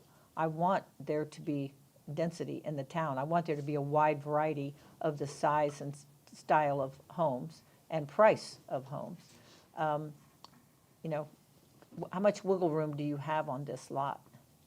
And is this what you're putting in Seminole Heights, these 8-unit pieces? We're putting in Seminole Heights, we did a 13-unit development. We do mixed use where we do single families and duplex. Part of the challenge in Temple Terrace is that the townhome market here, as the gentleman alluded to, your comp numbers don't support or won't support those if we were doing townhome values because the comps are not going to comp out. But the luxury apartment space is booming and the numbers are well for Temple Terrace. To your numbers, all of this is negotiated. So this allows us to do what's allowable density, but when we go back to the site plan, it's site plan specific, and then we have to ask for waivers, but we're not asking for any waivers. We're actually going to meet the code as is written. So it's negotiated, so it may not be 8, it may be 6, but it's really, our approach is give us the rules and let us play by the rules. So the zoning, we believe it's consistent with the downtown district, and then when we come back and say, hey, we didn't ask for any rear yard setbacks or side yard setbacks. We met code as written to meet the development. Okay, thank you. Yes, ma'am. Council members, other questions? Councilmember Schisler? Now, this may be a legal lesson from our city attorney. Isn't it true, if I remember correctly, there's some very limited options that we have or limited criteria that we can utilize to reject this type of a proposal? Is that true? True, having to do with the rezoning itself, but it doesn't mean that in rezoning it, you're approving exactly what he's asking to do. That would come later on the site plan approval. Okay, do you own the property now, or is this a contract? We own the property. You own the property now, okay. Councilmember Chambers? Yes, I think this is for Mr. Carpa, but could someone explain what current R10 zoning is? Single family, they would not be able to do what they're proposing. That's why they're seeking the rezoning. Okay, what is the 10 in the R10? The R10 would be, 10 units per acre, I believe, correct? But the R10 is actually the larger lots. It's not 10 units per acre. That's actually the lot size. I was thinking future land use. Yeah, so you would have to have 100 width, and the setbacks are larger. But under the R10 residential, they cannot do what they're proposing to do. That's where they're looking to rezone, because they cannot have multifamily. Okay, thank you. Single family. Council members, other questions? I have a question for the applicant, sir. What in the developer, what differentiates what's considered a luxury apartment from a regular apartment? For our setbacks for luxury apartment are that we have ensuite bathrooms in our units. So each bedroom has its own bathroom, as well as, so we have 2 and 2.5 bathrooms. We have washer and dryer hookups and those other amenities. Then you could build an apartment at 600 square feet and put 2 bedrooms in it with 1 bath. So that differentiates between luxury. Okay, so the number, and the finish. Each bedroom has a bathroom, that's, Ensuite bathrooms, yes, sir. and washer and dryer hookups. Washer and dryer hookups in the units. Okay, are there other differences too, or is that's kind of it? In today's current market, that's the driver. If you see the trend in apartment housing, consistent with the apartments that they're building over there on 56th Street currently, that's due to the pandemic and people working at home and living at home, the new work-live style has changed. And so adding the additional 2 bathrooms in there, ensuite bathrooms, has really made the unit more attractive in today's market and to be competitive.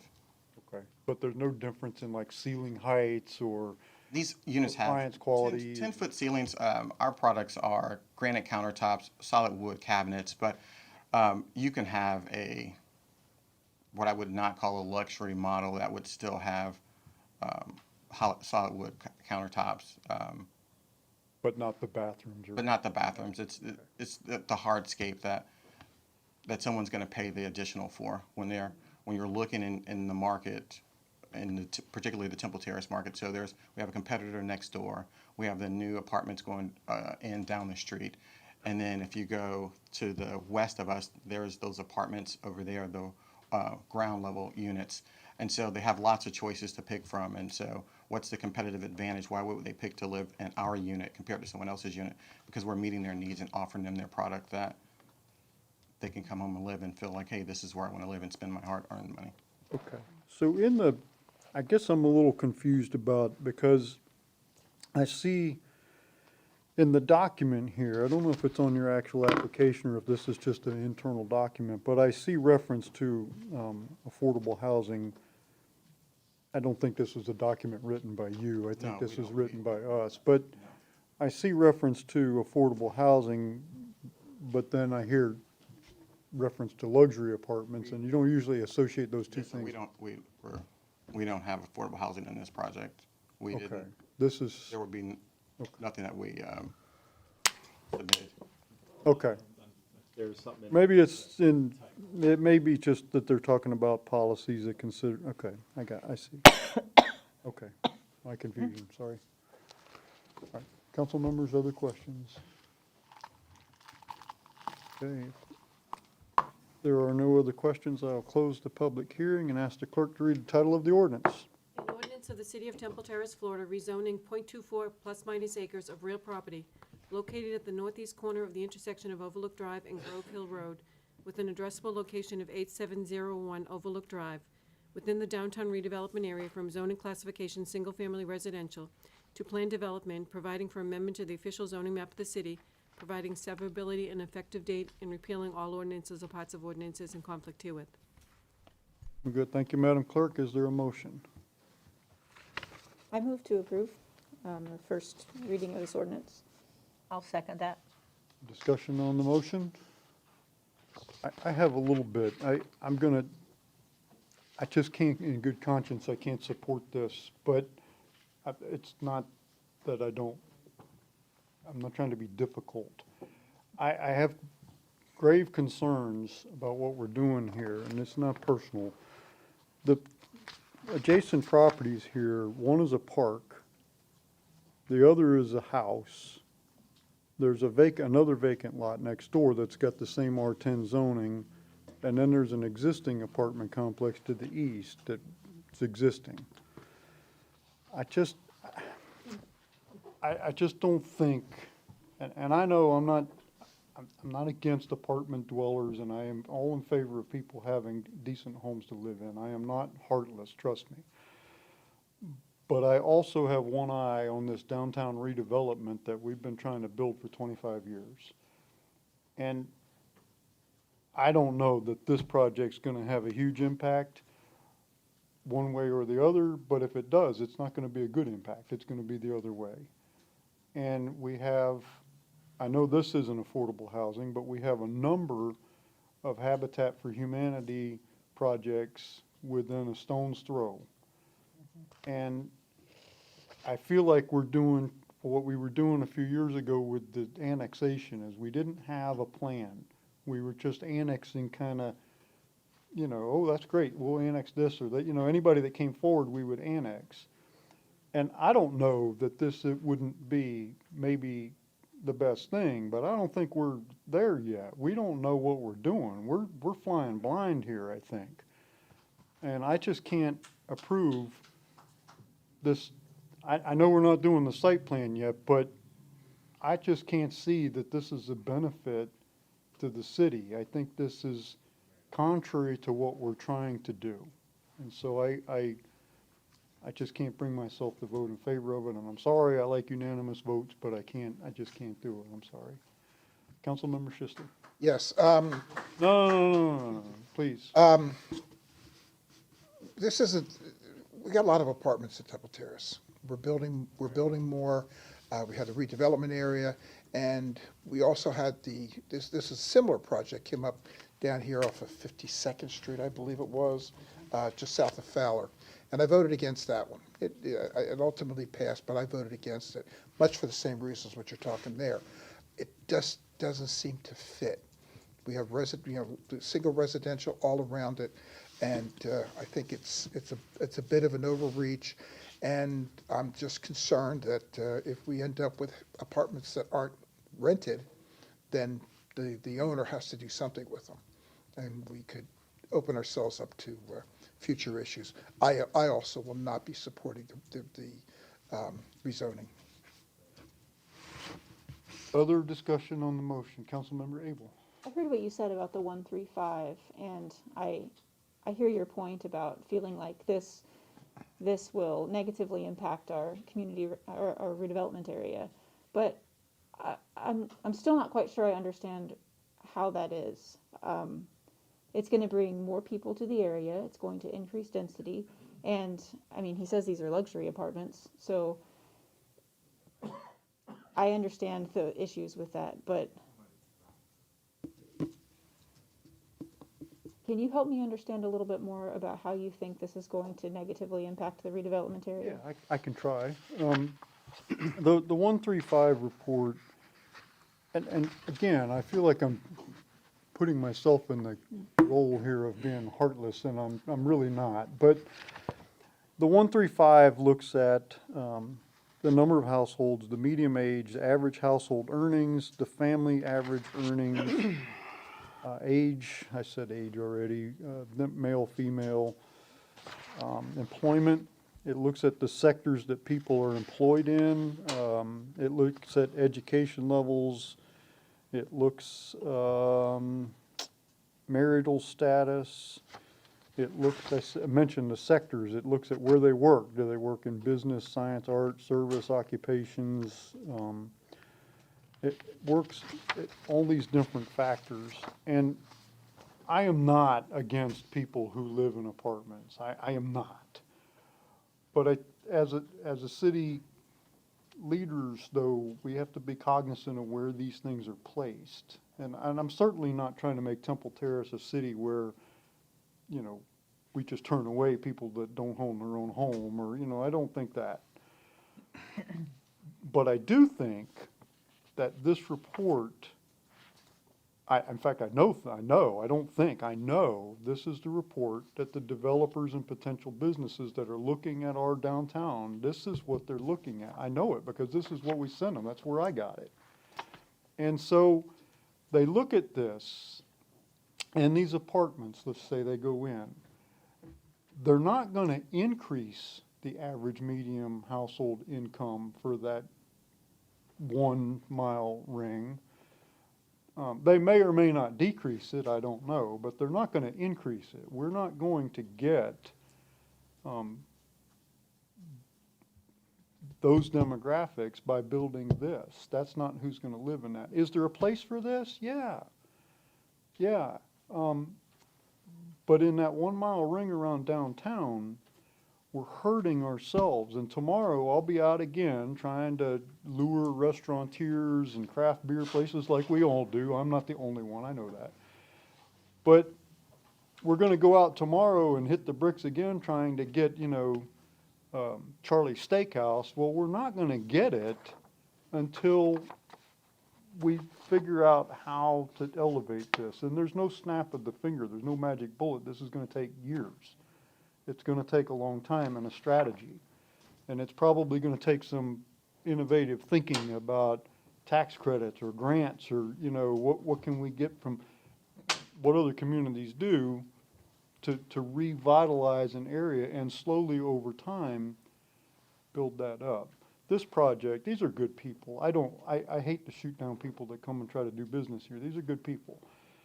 But this project is not going to drive our 135 report in the right direction. So that time's, and that's my concern, council member. It's not, these aren't bad people. I don't have anything against people that live in apartments. They're a big part of our city. But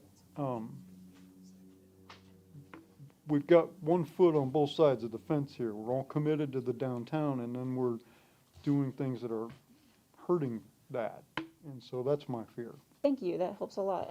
I'm sorry, I wasn't quite done, if it's all right. No, you've got the floor, and then Councilmember Chambers. So that report that you have there, is that something that's been made available to all of us that I might have overlooked? I got this from Greg Polly. He didn't send it to me. I mean, I've asked him for it. I've asked him for this before because I share it with people when I go try to entice them to. I think that's something that I think we should all have a copy of if we can access that. We can make that happen. And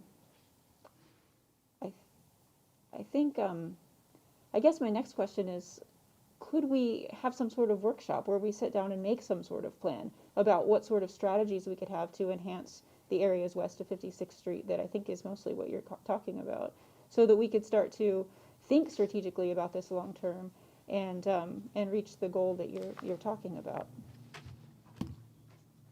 Yes, I mean, in my opinion, the answer to that question is yes, that's what we should do. And I'm not sure that we have the expertise up here without getting some help to know what to, but yeah, I mean, that would be my suggestion too. Because when we have somebody here who comes with a plan and they are willing to do something with the city and they have an idea that, I mean, could help us, I think that it would be better if we had, an idea in our minds and did the work beforehand, so we know what we want for these areas.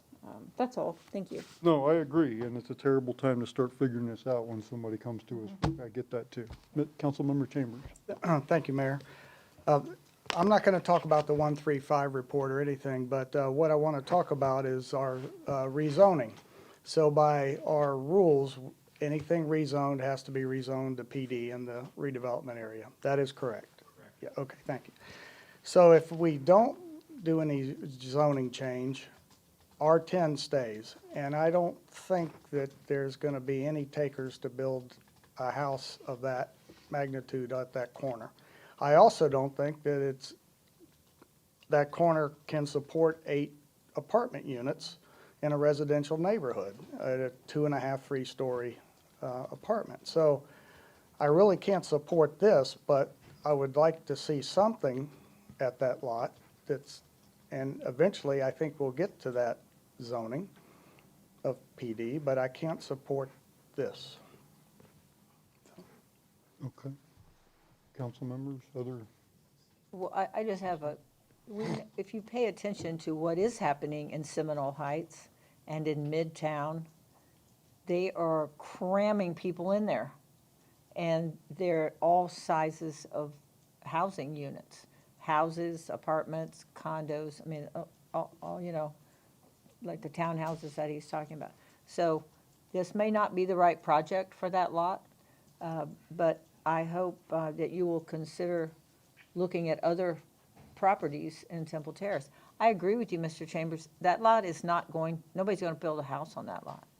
I mean, if anything, maybe we should think about buying it and making that park bigger so that it's a bigger park that maybe has more equipment, playground equipment or whatever on it.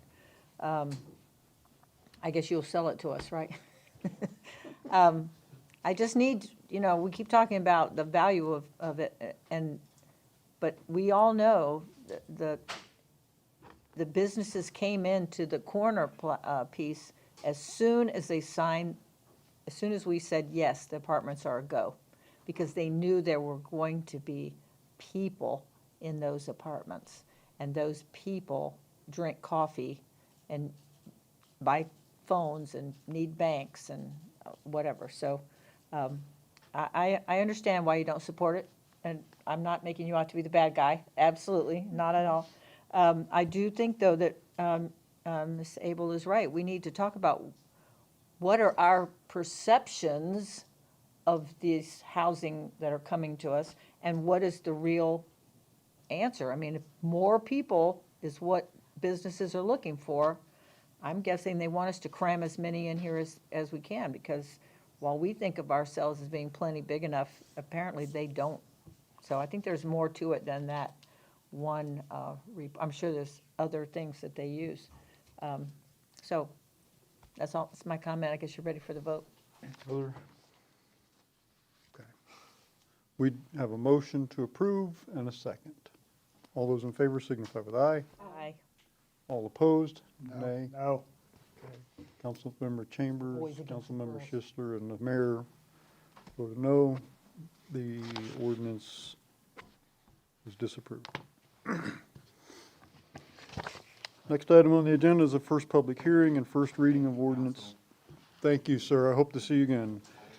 First public hearing and first reading of ordinance 1518, approving the zoning reclassification of 234 Bullard Parkway, RZP 2101. I'll open the public hearing.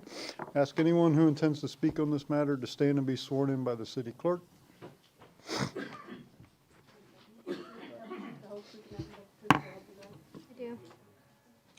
Good. City Attorney, would you poll the council for ex parte communications? We're now on F. Yes. Come on, it's a senior moment. That That was his dry run there. There you go. I'm going to make sure I could get it right. I need to ask whether any of the council members have had any ex parte communications, either written or oral, concerning this matter. If you've had any written communications, then please disclose what those are and provide a copy of those to the clerk. For either written or oral ex parte communication, please state with whom you have had that communication, when that occurred, and the sum and substance of that communication. I received an email this afternoon from Carol Dell pertaining to this issue. Okay. I received the same email from Ms. Dell, but I also reached out to Mr. Anisi and said, what's going on in that? I saw the sign and I didn't know, so I figured I'd just ask him. And he said it was a bank. That was about the whole extent of our conversation. So I've received the email mentioned already, forwarded the email to the city clerk, asked her to include it in the record. And last week, I don't remember the day, I got a phone call from Ron Govan asking if I had seen this, and at the time the agenda had not been posted, and I told him I had not. Ibid. I received the email from Ms. Dell as well as the phone call from Mr. Govan, and same response. Again, it was last week, I don't remember what day it was, and I had not seen the agenda item, so I had responded accordingly. Okay, and I received the same email from Mrs. Dell and the same phone call from Mr. Govan. It was Thursday morning, and he asked if I had any questions, and I had not seen the agenda item, so there was nothing more. Okay, thank you. Oh, and I also got the call from Mr. Govan. I just forgot because I didn't know what he was talking about at the time. Now it comes now out. I'm feeling really let Ms. out. Dell? Left out. We'll make sure you're included from now on. So, City Planner Celeste Lau will explain. Welcome, Ms. Lau. Good evening, Mayor and council members. The item I am presenting tonight is RZP 21-02, which is a zoning reclassification for a property located at 234 Bullard Parkway. The subject property is located at the northwest corner of the Bullard Parkway and Ridgedale Road intersection. It's currently zoned commercial office. The property is also located in the CRA, so that means that the applicant is required to rezone it to a planned development. The size of the property is approximately 1.45 acres. The property currently has a two-story building on there, as well as some paved parking and open space / trees. On the left, you'll see the existing zoning map showing the pink, which is indicative of the commercial office zoning. And the map on the right shows the proposed zoning, where you'll see that the subject property has now a purple zoning designation for the planned development. The applicant is requesting the PD zoning to allow for commercial office and commercial general uses. This provides a bit more flexibility for the site for future businesses and tenants. The applicant is proposing a 9,000 square foot mixed-use office and retail building with a financial institution with a drive-through as its anchor. Here is the concept plan that the applicant submitted. The property is bordered by three different streets, with Floto Ave to the north, Ridgedale Road to the east, and Bullard Parkway to the south. The blue shows where the 9,000 square foot building is going to be. It is a one-story building. The green is showing where the stormwater pond is going to be, which is adjacent to Floto Ave and also adjacent to Temple Terrace Elementary. The property will have two access points, a full access on Ridgedale Road and a right-in, right-out only on Bullard Parkway. And you'll see that the drive-through is placed to the rear of the building. With this application, the applicant is requesting some waivers from the Land Development Code. A majority of these waivers deal with the site layout, and it's really due to the financial institution and their drive-through and certain safety requirements to have maneuverability and vehicle access throughout the building, or throughout the site around the building.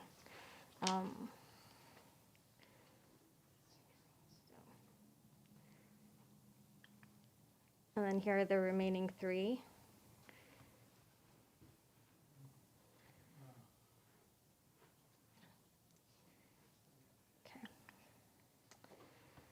The Planning Commission staff reviewed the request and found it consistent with the comprehensive plan. City staff recommends that council approve the ordinance for RZP 21-02. That concludes staff presentation. The applicant doesn't have a PowerPoint presentation, but they do have some foam boards that show the elevation of the building. So I'm going to let him show you that. Very good, Ms. Lau. Thank you. Welcome, sir.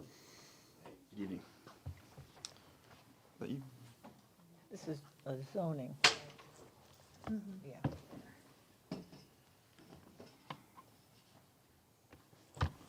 Good evening, council members. My name is Tyler Hudson. I'm an attorney with the law firm Gardner Brewer, and I'm here on behalf of the applicant. I'd like to first introduce some of the experts who we have here this evening and comprise the project team that has been working on this project for since the beginning of what's been quite a long year, I think, for everyone. Brad Carnes with Paradise Ventures is the contract purchaser for this property and the developer. We also have Guy Faber, the architect who designed the building and can answer any questions that you may have regarding the design that you see before you. We also have another elevation that we can switch out. Ricky Paterica with Dark Moss is a certified arborist and has been working with the project from the very beginning. Ty Maxey with Summit is our urban planner. And finally, we have Chris Mears here with Native Engineering, who's the civil engineer on the project. I'd like to thank, really Celeste and the team we've worked on this project quite extensively, and that it is coming to you this evening with a recommendation of support from your zoning staff and as well as your planning commission, I think is a testament to the amount of work that has gone into this project. This is not a half-baked idea that we're throwing like a paper airplane before you and just sort of see how it lands. A significant amount of work has gone in to ensure that this site is compatible to the maximum degree with your existing regulations, being mindful that there are some unique variables with this site. Understanding that we also got the email from Ms. Dell late this afternoon. We didn't prepare a formal presentation, but I wanted to make ourselves available for questions. I think to be most respectful of your time and the fellow travelers on the agenda, I think it might be best to open up to public comment, and then I'd like to really reserve some time, if possible, to address any of their issues and questions that you might have after that, if that's okay with you. Very good, thank you. Do you mind changing that out before you step Yes. down? So we can see the other, oh, you have another, I'm sorry, I thought it was behind that one.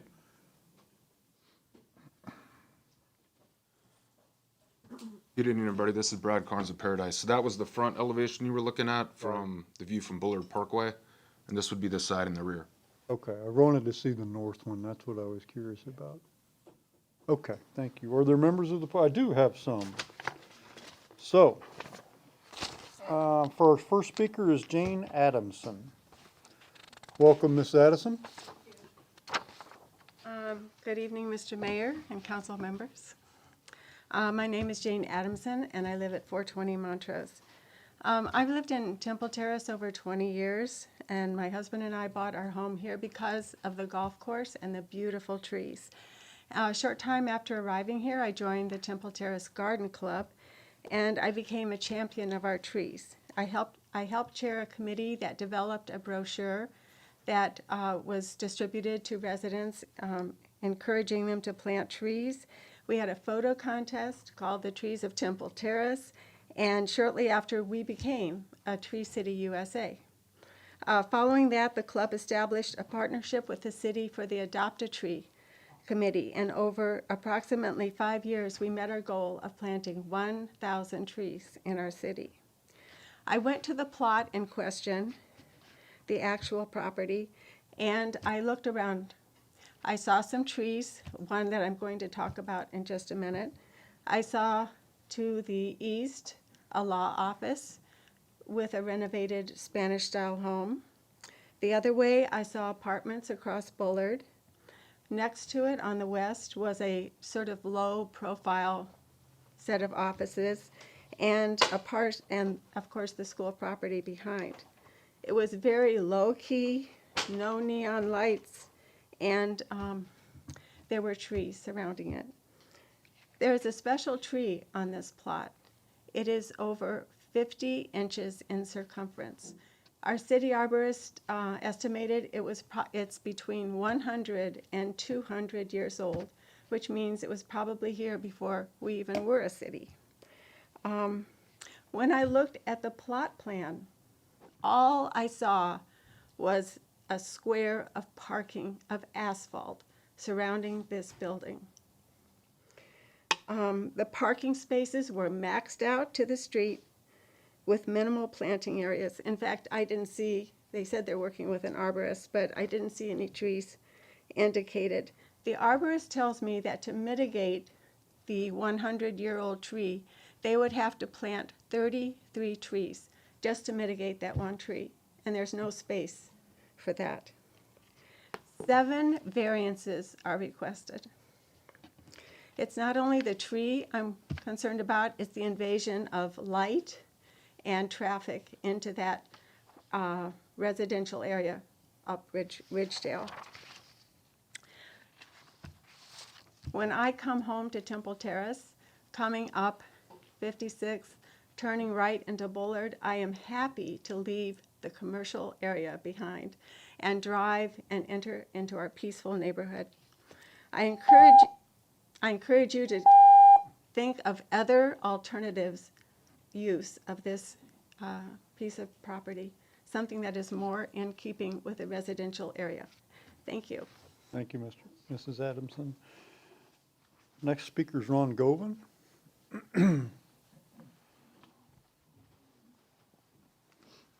Welcome, Mr. Govan. You're familiar with this room, I trust? From the other end. Ron Govan, Temple Terrace, Florida. I always used to forget that. Anyhow, what, I'm going to make it real, I won't say a lot here. The property is owned by the Tomasinos. I think most of you know the Tomasinos. They've lived in this city for a long time, and they've done just about everything that could be done for the city, and have been very representative of good construction. And Mr. Paul Tomasino died just recently, and she called me, asked me to say a few words, since she is no longer here in Temple Terrace. She has moved up to Ohio. Not sure why, other than family. But they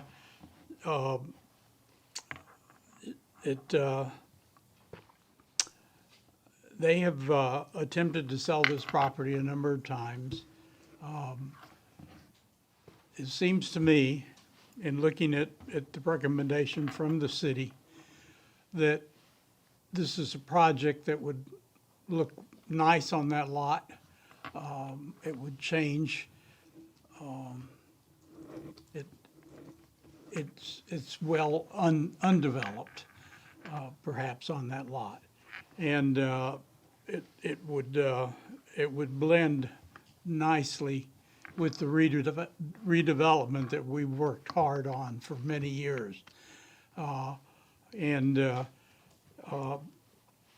Keeping that in mind, when you look at this, it meets the criteria of being on the edge of the downtown. It's just outside of the CRA, or on the edge, actually, as the documents say. And so it would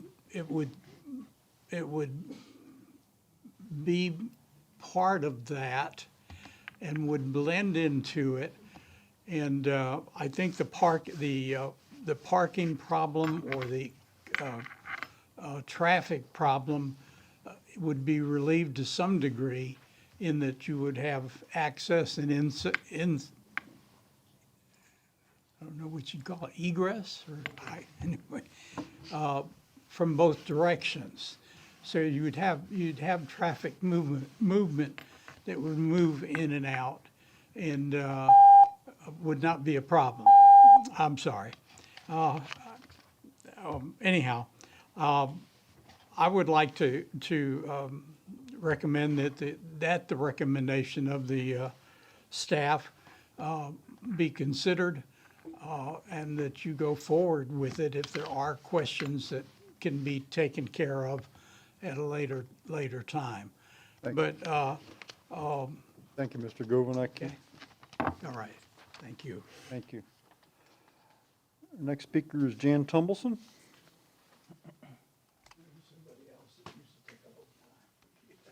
Welcome, Ms. Tumbleson. Mayor, City Council. Okay. This building at 234 Bullard Parkway was built in 1926. From the east to 56th Street, it says here, I'm in Temple Terrace, the amazing city. There's two great buildings side by side. There's the law offices and Tomasino.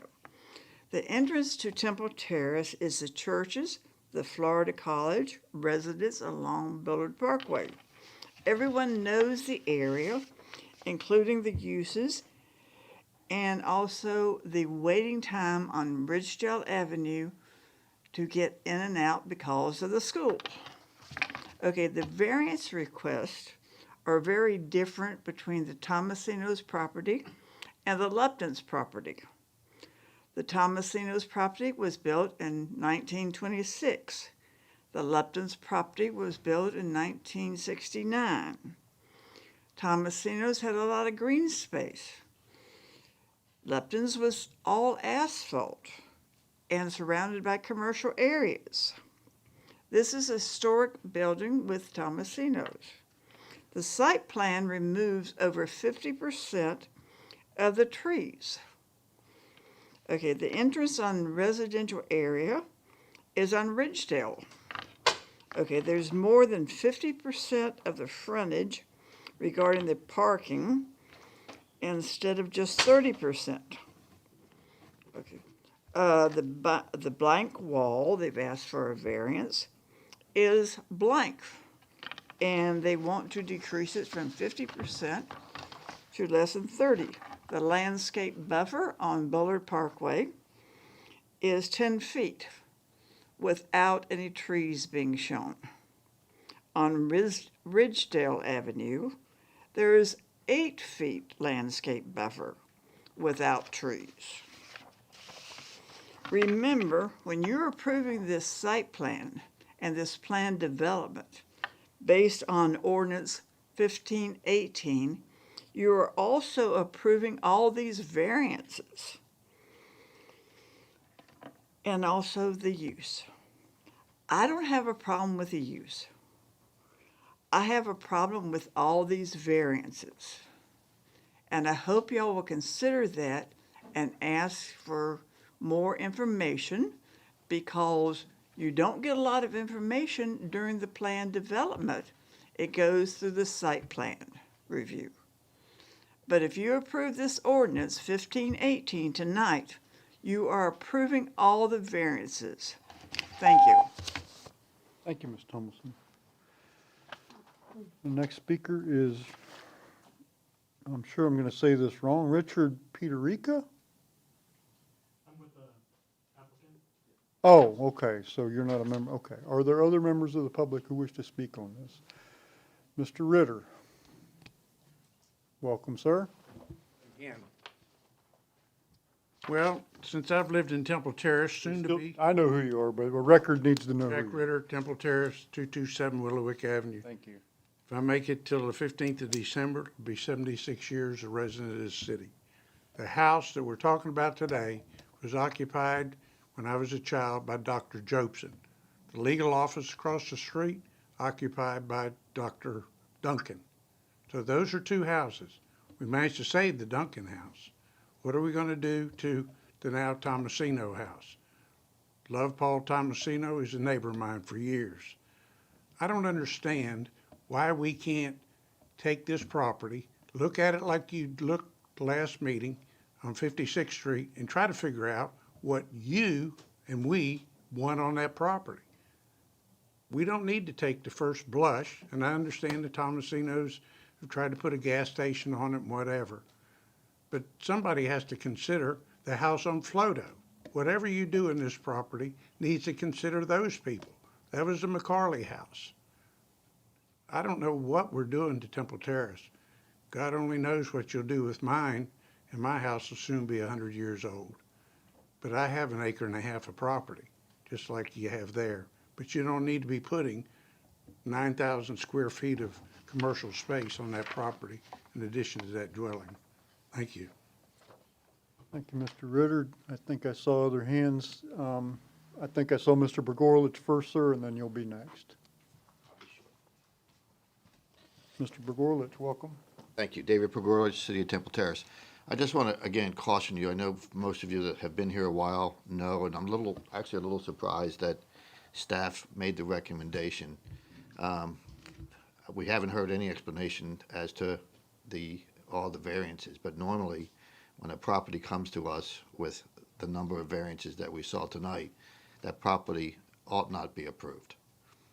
And that's typically what happens. The variances there are there for a reason. And if it comes to you with that many variances, it probably ought not be built. Thank you.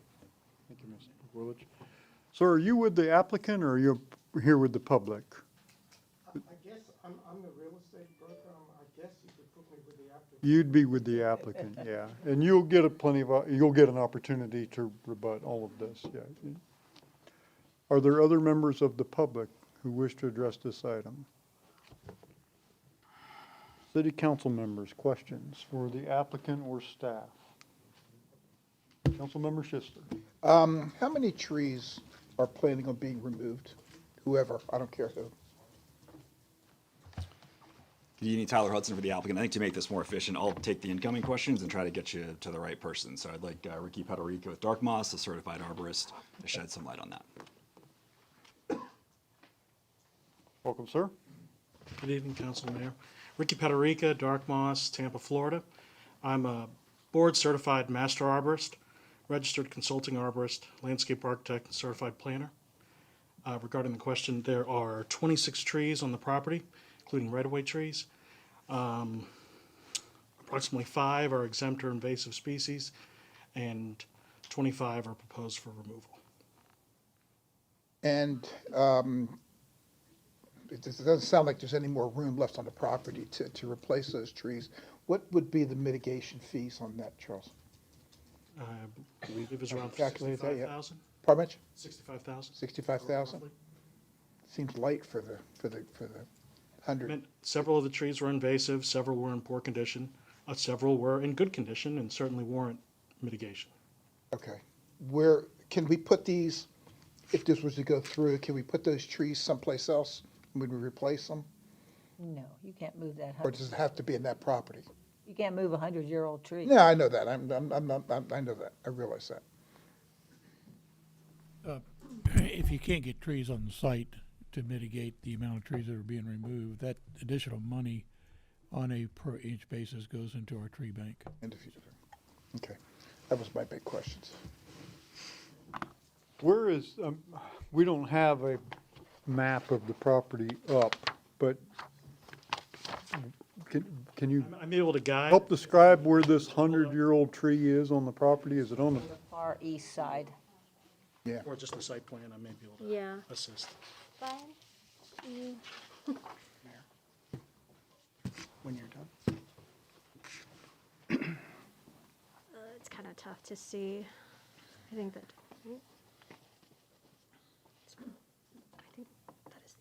Yeah, I know. Oh, this will be tough.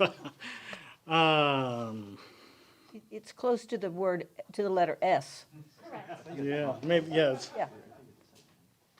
Yeah, so yeah. So, yeah, That's so- true. You're correct. I totally forgot about that. There we go. Okay.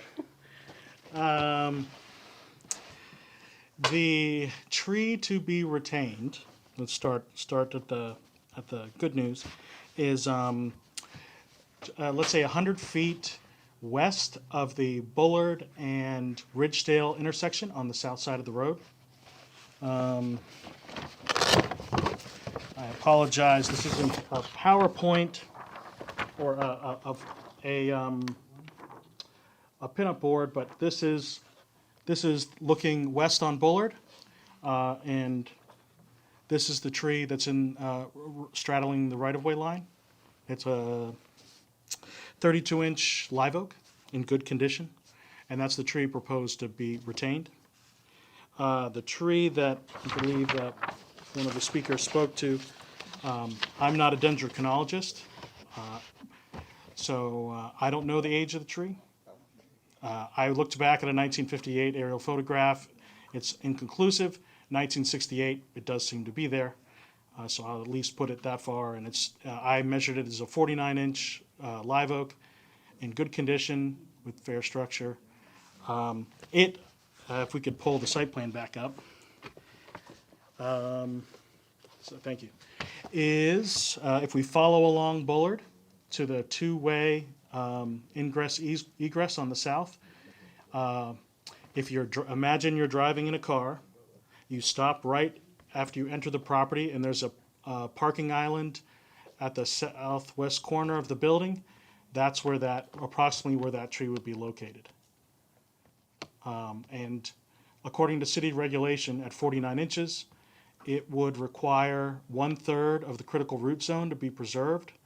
That is approximately 15 feet radius, which would be a 30-foot tree protection zone to accommodate the roots of that tree.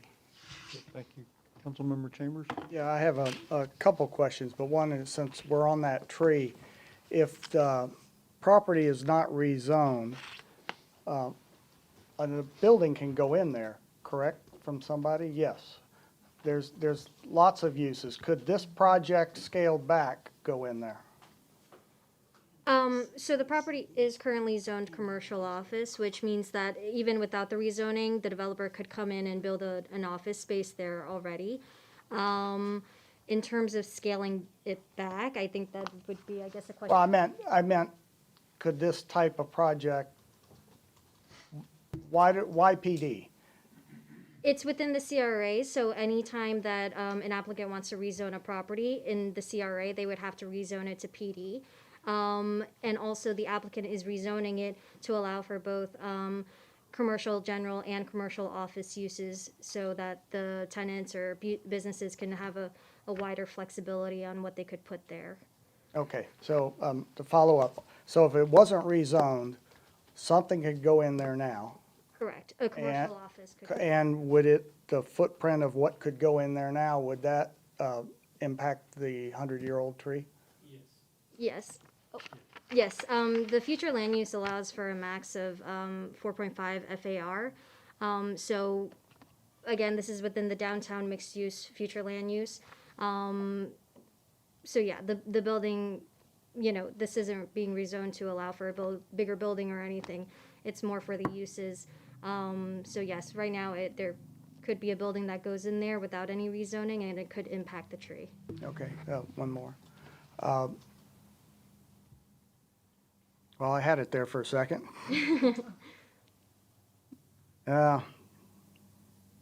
Let me know when you think of it, and Yeah, sorry. I'll come back to you. Just, Yeah, I have a- council member, other questions? Go ahead. No, I have a question about why so much parking when most I got it. banking is now You got it. basically virtual, even when you get in the bank. Sure. You're talking to someone on a camera. Brad can speak to that a little bit. There's a little bit of a distinction certainly between the parking requirement that's in your land development code and what retail users want and retail developers want, and what they require in binding lease agreements that are entered into under the assumption of a rezoning and of a contract closing. And it's not just the bank. The building proposed is 9,000 square feet, of which 3,000 comprises the drive-through bank, which certainly might not be an industry where there's going to be more and more cars, but we are looking to other retail users for the other portions, and we anticipate that they're going to require more than that absolute minimum level of parking. Okay, I don't think I understood that it was more than a bank, so that, I understand that now. Yes, ma'am. It's a 9,000 square foot building, 3,000 of which is leased to a credit union. The other 6,000 feet may be developed as a single user, or perhaps as many as 3. I'm trying not to make comment about the building across the street. Not yet, it's question time. Yeah, yeah, I'll come back to you for comments, I promise. yeah. that's- no, Councilmember it's Abel, okay. anything? Councilmember Okay. Chambers. Thank you, I remembered. We're asked to change the zoning tonight, and there are variances involved. Are these variances part of the zoning change, or does that come back to us with site plan?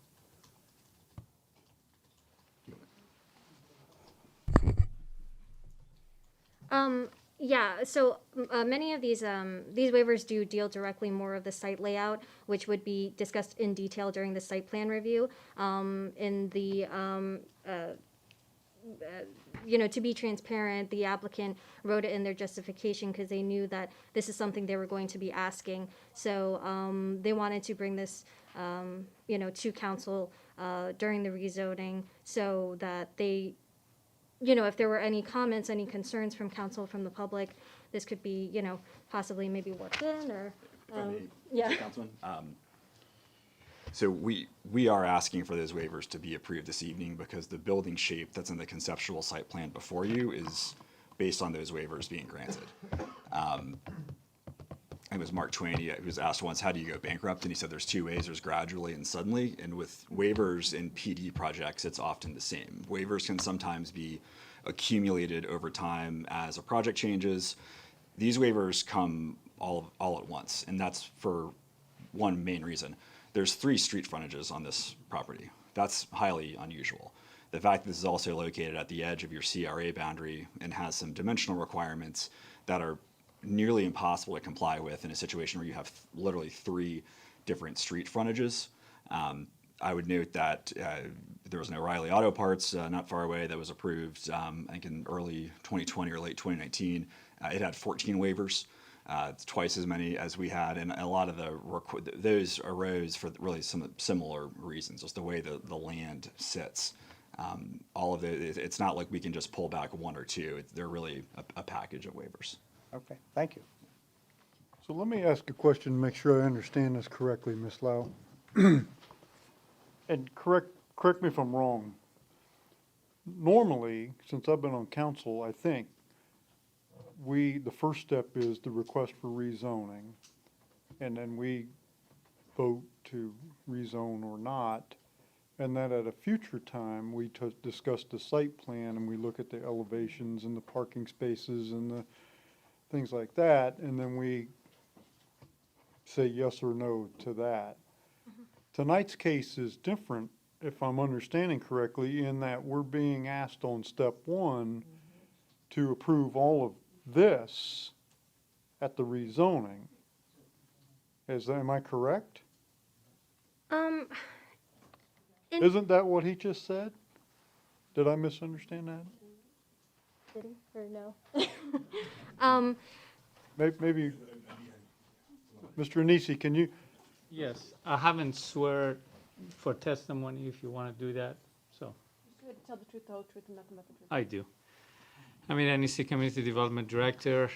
Typically, part of the rezoning process, we bring this waiver to you as a conceptual plan, so you are aware of it.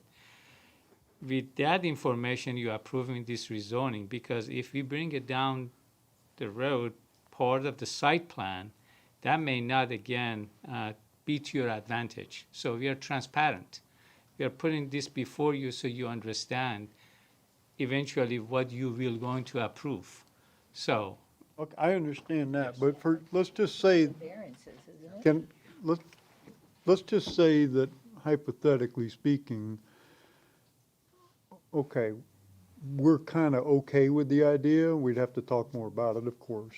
Sure. But let's just say hypothetically that some of us wanted to talk more about the back side of this building, the north elevation. So when the site plan comes back before us, and all these folks are here asking for us to approve the site plan, they're gonna say, well, you already approved all the waivers at the rezoning, so there's nothing to talk about the back of the building, because you guys already gave us a waiver. The reason is for that because we have the building concept, okay? This is a financial institution with a certain types, okay? So they have to have a drive-through for this bank. No, but I understand all of that, but it's Right. really not the drive-through that's bothering me, it's the rest. Right. But we've in the past on these odd-shaped lands, because this isn't the first time, and he's right, it's very hard when you've got buildings that have streets on three sides and you're trying to build a building without a back. I mean, we've had this problem before, but we've figured out how to mitigate it in the other cases.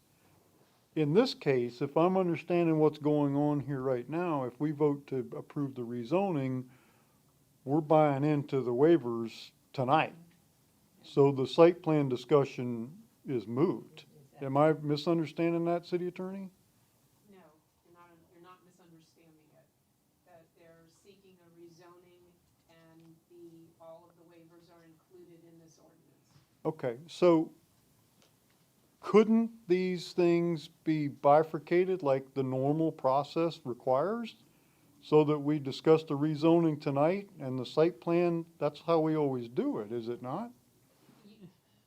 In some cases. You can do that, but the applicant is wanting it all decided tonight, and the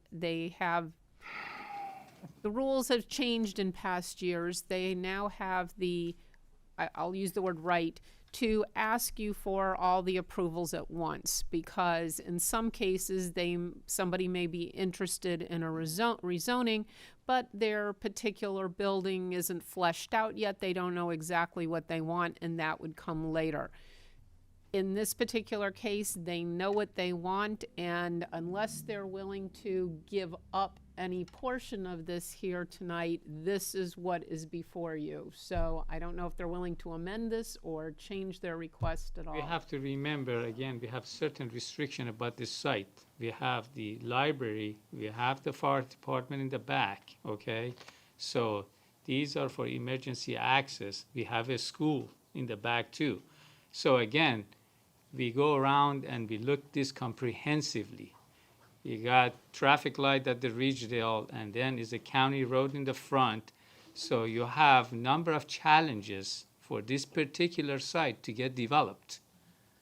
Okay? Let me ask another question about one of the variances that I don't understand. Yes.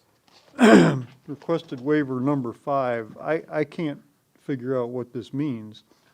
It says a waiver from section so-and-so to allow parking area that exceeds more than 50% of the total lot street frontage within the front of the building within the build-to-line area along the primary and secondary streets. I can't figure out what that means. I don't know. Make a comment on this? Can you, I mean, maybe that's a minor thing, I just don't know what it means. Yeah, so typically within the CRA, we want to have the parking to the rear of it. Yep. But because the way the site and the the proposed use is, they have a drive-through in the back. So the applicant would then have to have the parking, which would be more than 50% of the parking, to be within the build-to line and the front of the building. So that's sort of what that waiver is for, because What's the build-to line? the build-to line is where the building would need to come forth. It's essentially where you would have to build your building, if that makes sense. Okay, thank you. Council members, other questions? No. Can I address something, Council? Sure. I think there was a question about the bifurcating this and the waivers. We know for sure that the waivers are necessary to accommodate not just the general site plan that's in front of you, but I'd submit that most configurations of development for a site that's this shaped at an intersection like this with the traffic that comes along a commercial corridor like this, albeit on the edge, is going to require nearly all of these waivers. That's I just think a very significant probability. The design, to the extent that there's any concerns about that, those elevations, those aren't necessarily being approved tonight. And if there's some interest in council Yeah, but retaining. see, that's the fuzzy part. Are they or are they not? Because one of your waivers deals with the blank wall on the north elevation.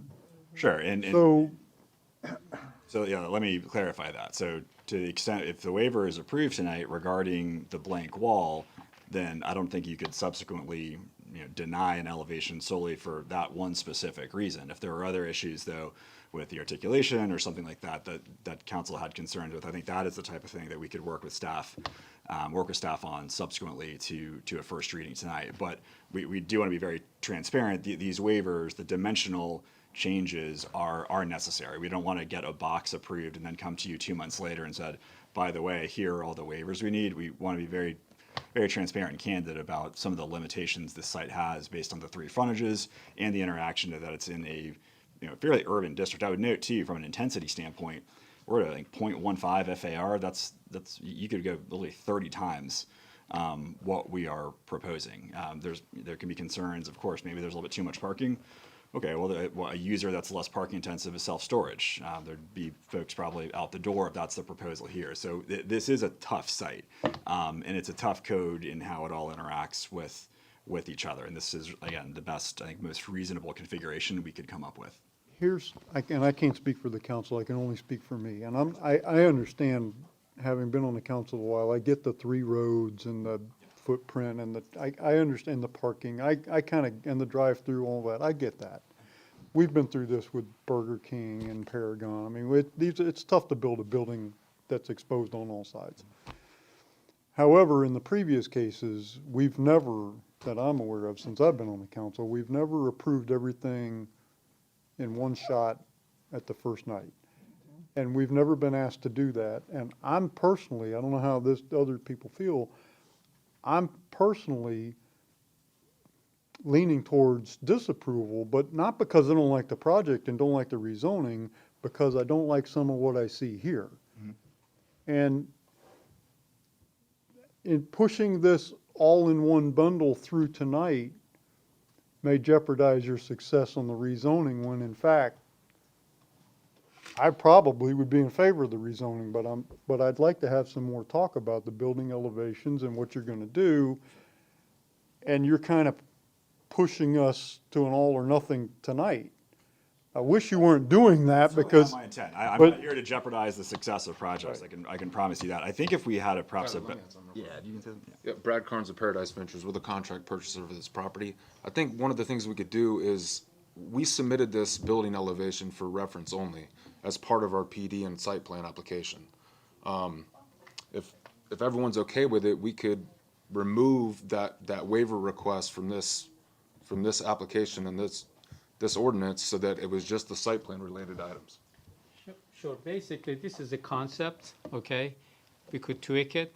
I mean, we could, again, come back again if you guys want to add element to it. Yeah, no, but we can't, Amir, because we're waiving the glazing requirements on the back wall, so we can't. Right. We can't go, I mean, we could if they just said, okay, we're gonna do it because we want them to.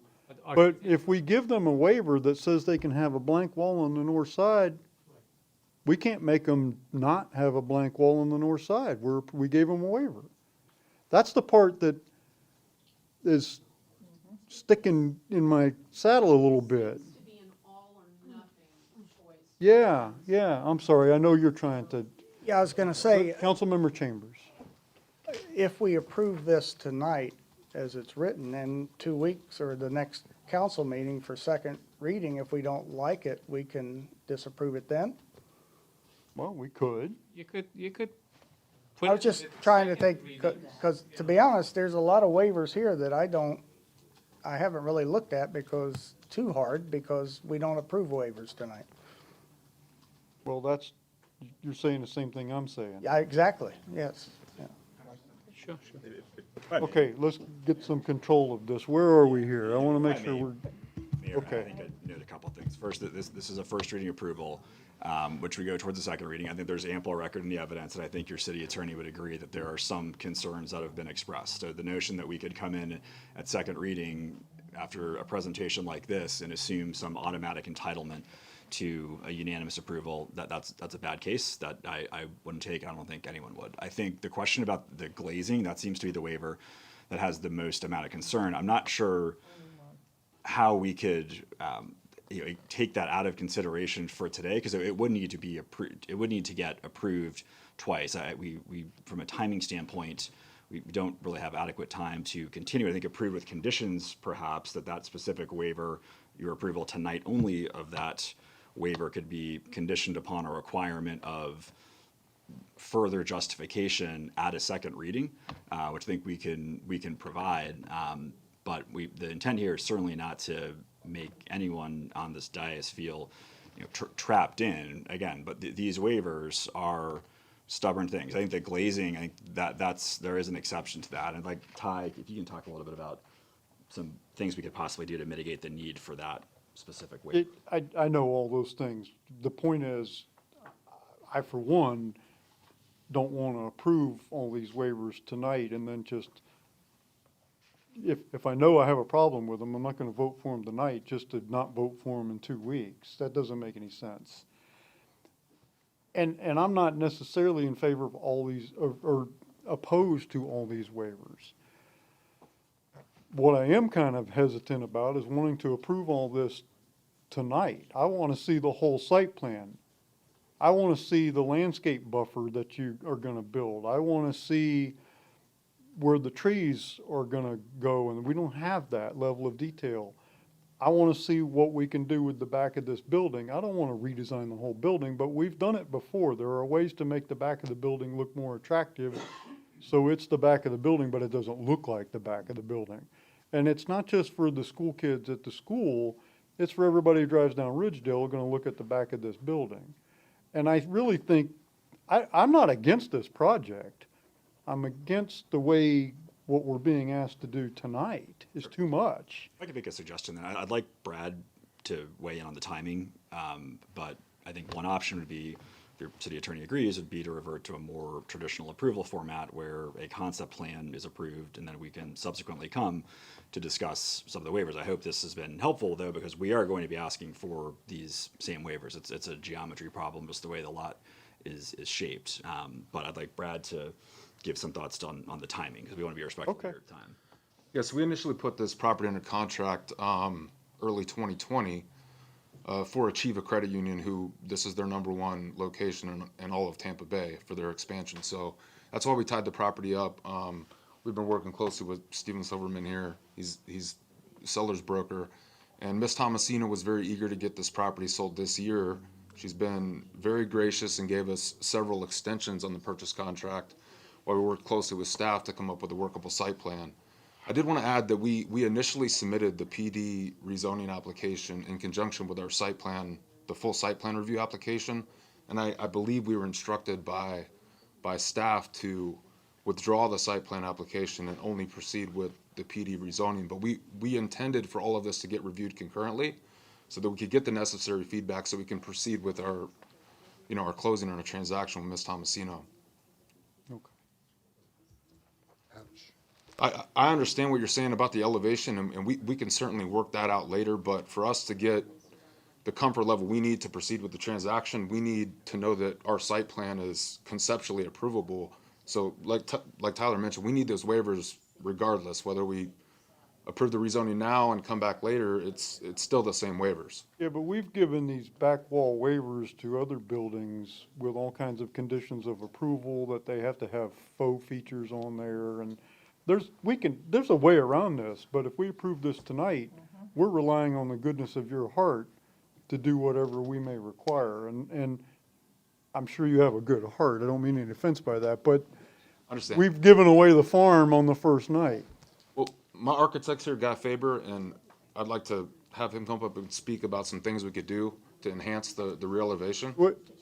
That's not the point, though. We can sit here all night and talk about the things you could do. If we give you the variance tonight, We're done. yeah, that's not, I mean, I know you can. We need to withdraw elevations and. That's kind of, I'd really wish we could talk about the way. Yeah, I understand. I'm just trying, procedurally, I don't know how we do that, because we can't get delayed or continued. We need, if there's a way we can conditionally approve the other 4 waivers and then not approve this one, or we just can't get delayed any further. City attorney, I'm waiting for council to state what they're willing now that I think we've discussed it and he understands what they're sticking for. What's the It's option? gonna be like a cycle delay. Maybe one So cycle if they delay. want to modify what they're requesting tonight, So we just pull back that one waiver? I think we'd have to separate and deal with the waivers separately, get the concept plan approved tonight, get waivers. one waiver that Yeah. everybody has. No, a problem with. I understand think that. There's More than one waiver. Do a second, Let's fix a it. secondary first reading for just the waivers. Okay. Okay, so here's a proposal. We would separate the waivers and come back for a new first reading hearing to just address the waivers. So tonight, I think the ordinance would be populated by the general concept plan. I think the baseline FAR and the use, certainly the uses, that's very important. And I don't think that's particularly controversial. We're just expanding from CO to CO as well as CG uses. And then, so that, I mean, that will have a second reading for the concept plan that would coincide with a first reading that would present solely the waivers. In the level of detail that the mayor and council has requested regarding some of the details like landscape buffers and things like that. So tonight, correct me if I'm wrong, the ordinance that is on first reading tonight then would be amended to be only the rezoning and the concept plan, removing the part about requested waivers attached to Exhibit C. Correct, and ideally, if we could have an item on the agenda so that the second reading of that concept plan approval would be on the same night as a first reading approval for those waivers, because I think that'll I think we could, reduce the chance of people getting tired of this project. Yeah, I mean, this has been noticed for the whole thing, so if you're pulling back and making it smaller, that should not be a problem with with advertising, because I'm looking at the clerk who's giving me a look over the top of the computer there. If they were expanding their request, then we would have a problem. So we could do that tonight. I'm also looking at that it talks about conditions of approval attached to his Exhibit D. I don't know exactly what those were and if it's still going to apply here or if that's going to change as well. Did those rely on the waivers? There is certain conditions on there that do rely on the waivers, so we can pull that back as well. Okay. city manager, what are your thoughts? Thank you, Mr. Mayor. This has gotten very confusing and very off track, but typically when you have a PD rezoning and site plan approval happen at the same time, that PD rezoning and site plan approval would essentially bring to you not a concept plan, but a site plan that would address the buffers with trees, landscaping, traffic, so on and so forth, and those things that we typically get approved in a site plan. If I could suggest, if we're going to bring this back for a second reading without addressing and approving the waivers this evening, that we actually ask for a site plan, full site plan, so that we can do it all at one time at second reading, rather than a concept plan. And at that time, the applicant can address all these waivers that they need to have with their site plan that they want to get approved, rather than a concept plan. Okay, well, that's fine, but tonight, a few items ago, we discussed a site plan review for the VA clinic. That rezoning, both hearings were done some time ago. Yeah, that's a So totally that's, different situation because it's not located in the CRA that has design. oh, okay, all right. But I mean, it's, okay. What are we doing? I believe that you are considering on first reading tonight an ordinance that will rezone this property from commercial office to planned development. And that ordinance does include an approval. Right now, it's just a concept plan without any of the requested waivers included at this time, and without the conditions of approval. So you would have, at a later date, we would have the second reading of that ordinance, and I believe you wanted to come back with a first reading on. Of the site plan, the SPR. Gotcha. Turn your mic on. Not a hearing, though, right? Not a hearing. So I thought I was loud enough anyway, so. Brian's having a hard. So you are comfortable with us voting to pass this with this verbal understanding as opposed to, I mean, we don't have this written. Well, So the motion would just say we're passing or motioning to, you would be moving to approve the ordinance with, and you need to state with the amendments to that ordinance being the removal of the requested waivers and a removal of the portion concerning the conditions of approval.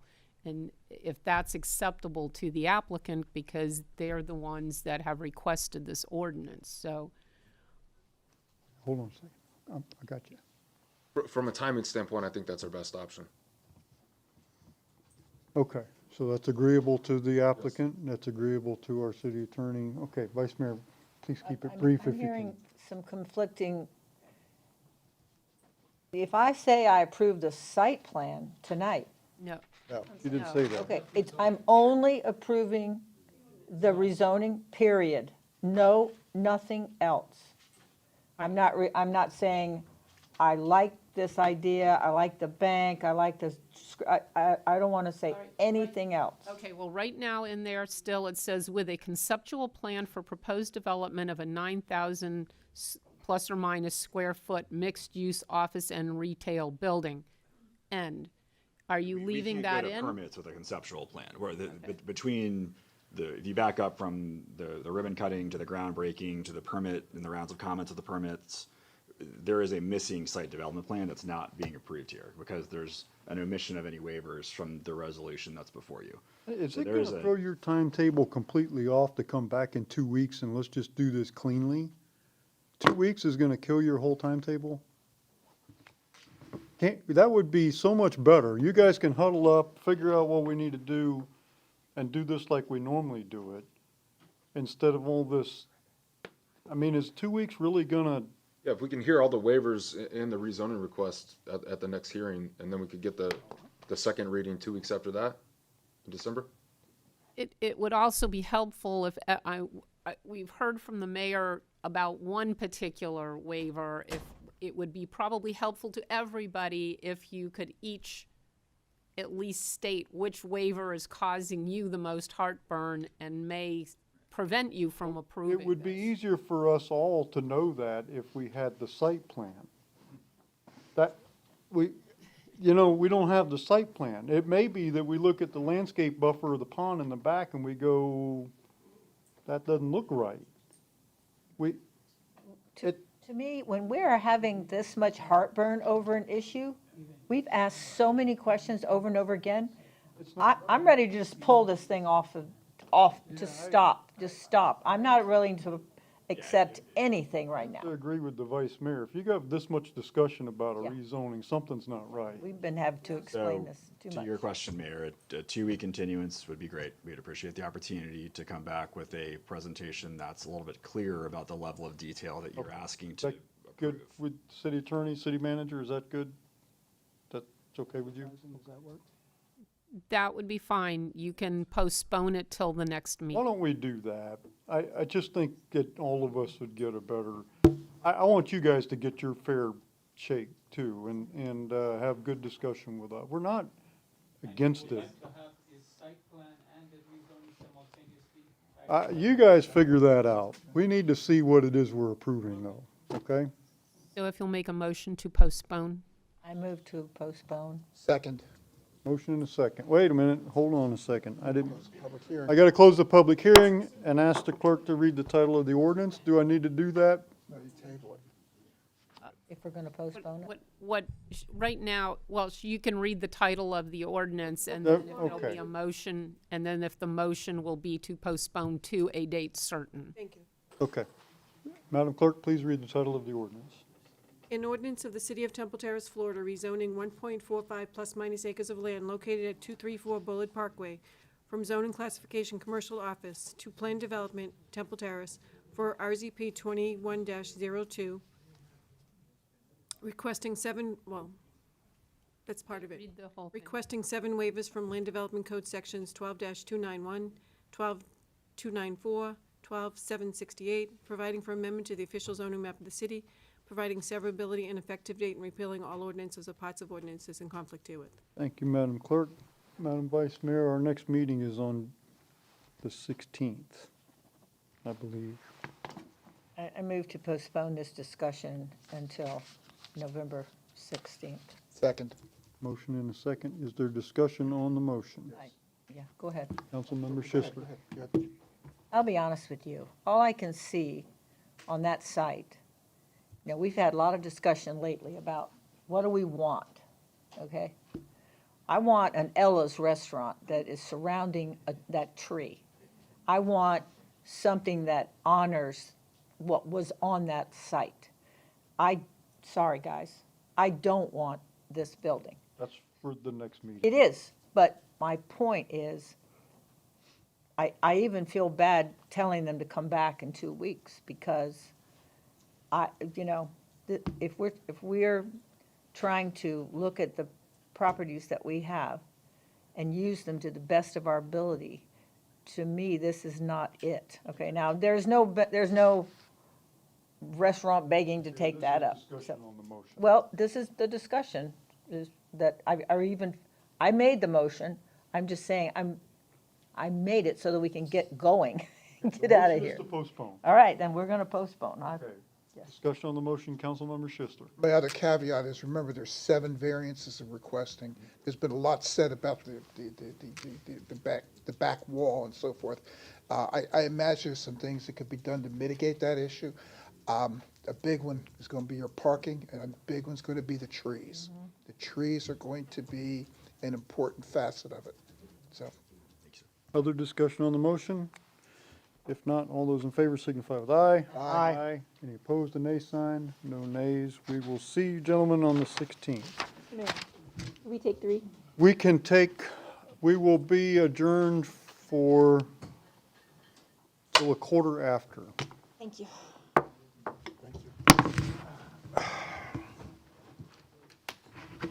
Good idea.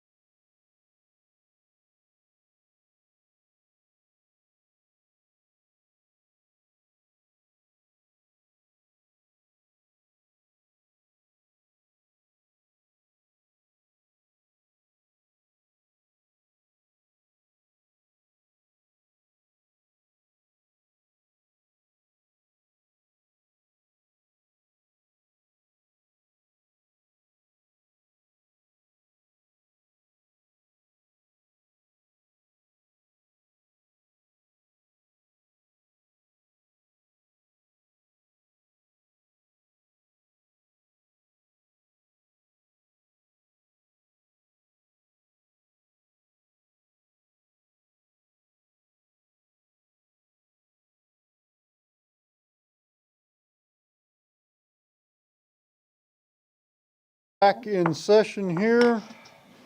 Our next item of business is the first public hearing and first reading of Ordinance 1517, Land Development Code Text Amendment regarding Section 12-40, Article 6, and Article 9, Text 21-01. I'll open the public hearing.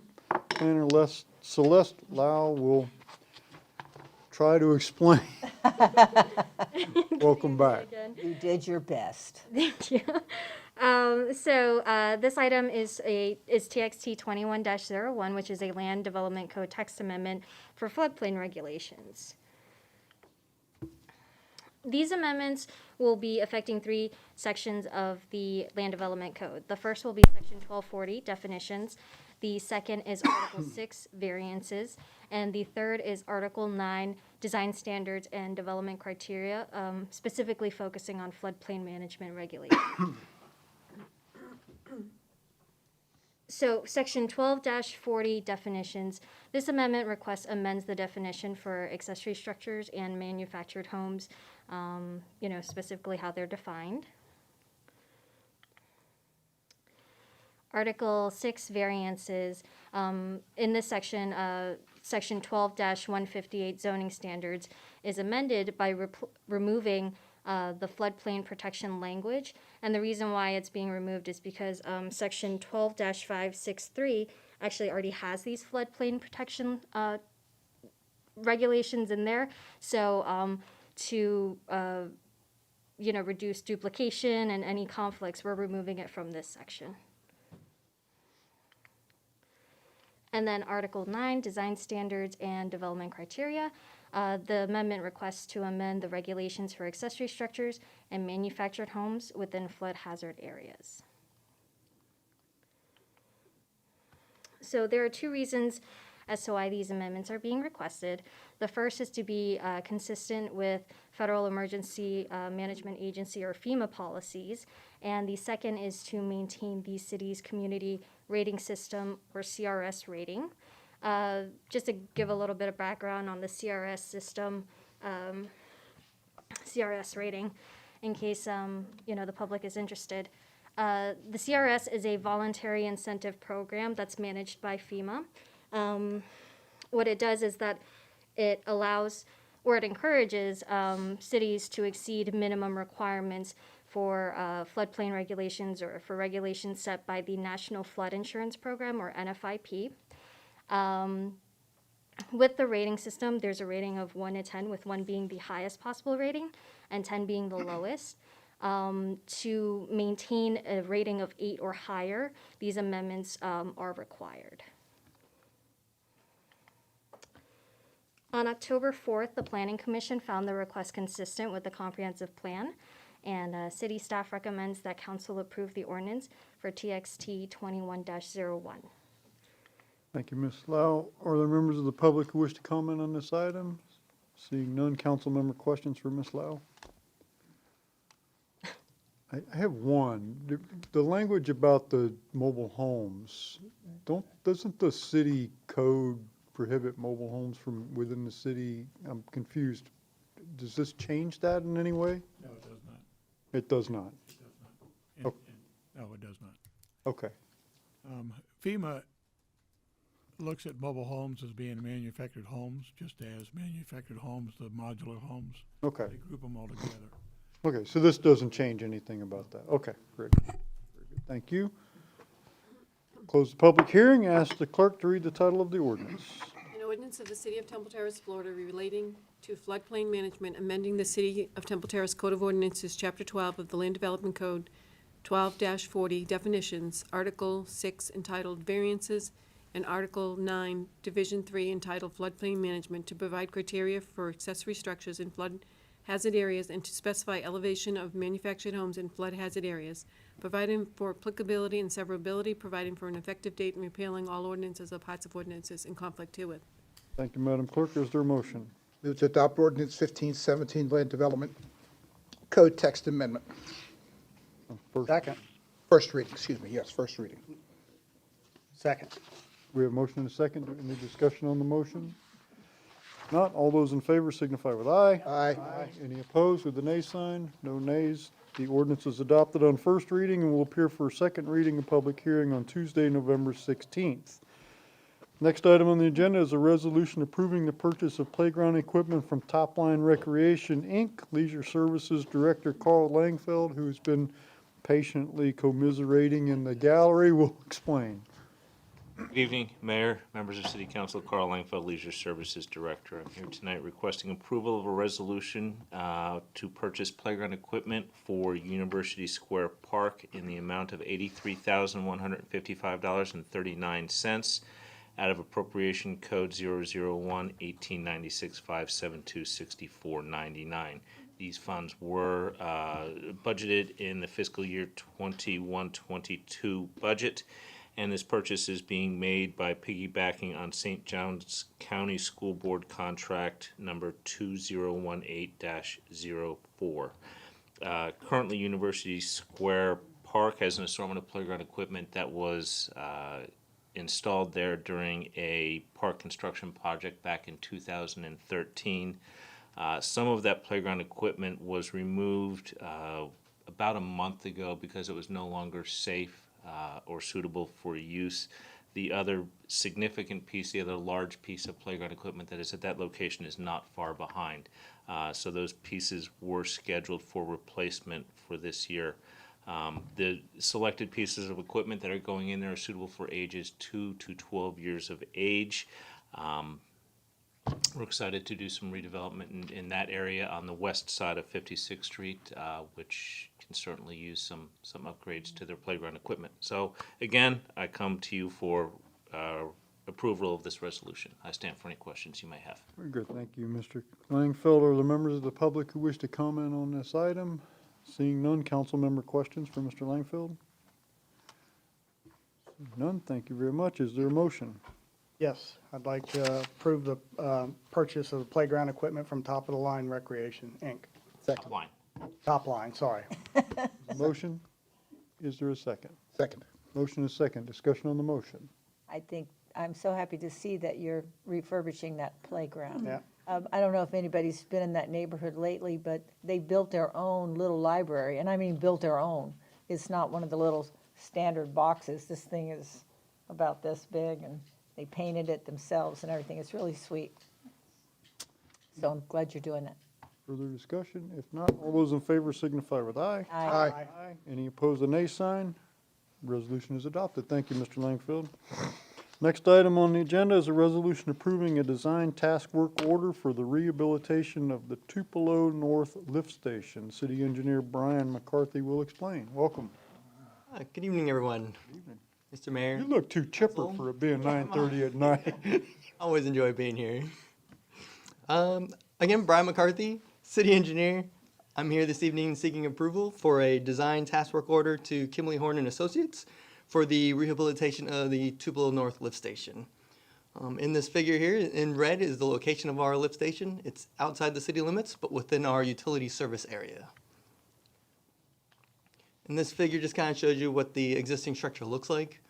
Part of our design plan is to rehabilitate this lift station by demoing the existing building, rehabbing the wet well, and we'll include new pumps, pipes, control panel, older control, and an outdoor generator. Some of the scopes of services that Kimley Horn will provide include survey, design, permitting, bidding assistance, and construction admin services. That said, staff recommends City Council approve the design task work order to Kimley Horn and Associates for the rehab of the Tupelo North Lift Station in the amount of $94,748.74 to be provided from account number 430-3899-535.63-33. I'm available for any questions. Thank you, Mr. McCarthy. Are there members of the public who wish to comment? If not, council member questions? What was the Councilmember total Schiff. value of the entire rehab project, including construction? Do you remember? Including construction, I want to, thinking it was somewhere around $350,000. That's what I thought it was. Okay, not related, not a direct question, but it's related to these other projects. We got a Gantt chart a couple weeks ago. Can we get an updated Gantt chart as to where these projects fit into the system including sidewalks and so forth? Just a general question. I'm okay with it. Yeah. Okay, yes. Other questions, Mr. McCarthy? Brian, how old is this lift station? You have any idea? It's about 40 years old. What's the- Typical lift station goes to about 20 years. That was my next question. Okay. Very good. Is there a motion? I move to approve the Second. design task Sorry. work I thought order you for the stopped. rehabilitation of Tupelo North Lift Station. And I know that Mr. Schistler wants to second. I got a feeling he's Yeah. gonna second it. I can just feel it. Think. We have a motion and a second. Is there discussion on the motion? Seeing none, all those in favor signify with aye. Aye. Aye. Any nays? No nays. The resolution is adopted. Thank you for your patience, gentlemen.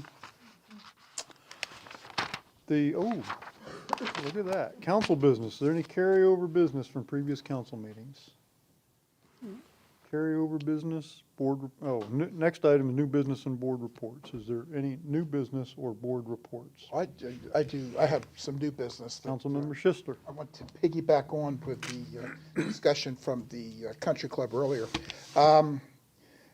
We've discussed this amongst us, with SAC and with management there. And at the end of the discussion, at the end of the presentation, I'm a little punchy, was discussion about dead and dying trees. Okay.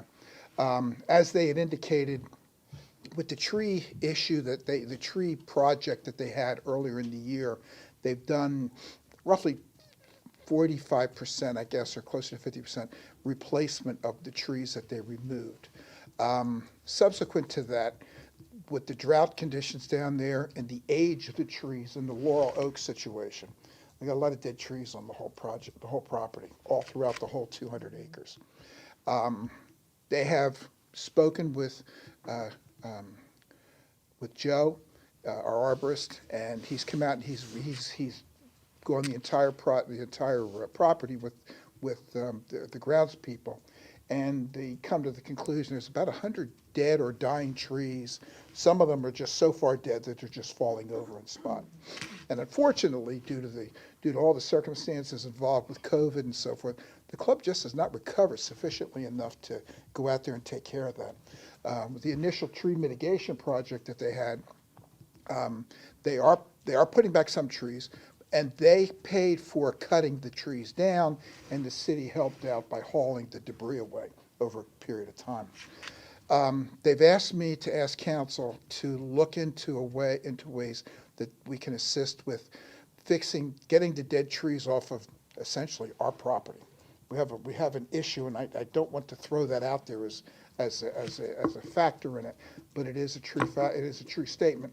If a tree falls on somebody, a non-golfer, then we could ultimately end up with some liability in the issue. I have helped them look for grants. There's nothing.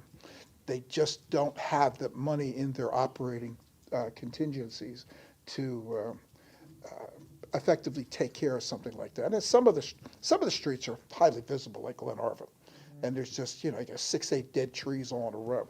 So I don't know that I have an answer, and I'm not asking council. I don't know what I'm asking council to do, except to understand they do have an issue and see if we can find a way. Maybe there's grants that we're not aware of, that they haven't been able to find, that would help to cover the cost, because these are drought-affected trees, and they've outlived their usefulness. And we're going to have this kind of issue throughout the city with other people who have laurel oaks. I know I lost my laurel oak on the front yard, and I'm kind of asking for council for some help that I can tell them, or some guidance on what suggestions. And I don't need an answer tonight. I'm not looking for any resolution to this tonight, but just maybe there's somebody in staff who can help us, or whatever. Do you know what the anticipated, how much money do they need? The quotations that they've received are in the $70,000 range. 7-0? 7-0, to take down everything and haul it away and grind down the stumps. Didn't we spend $70,000 or $80,000 just hauling away? No, I think we spent about 20, huh? 50 something. Yeah. Yeah, so that's. They got quotes. We paid 52 just in tipping fees, right? No, it wasn't that much. Yeah, it was. $53,000. Yeah, so that can't be, There's a lot more trees than what you're talking about, though. That what we Yeah, took off, then they There's took a the- lot more trees. I'm just telling you what the quotes are. I haven't looked into that.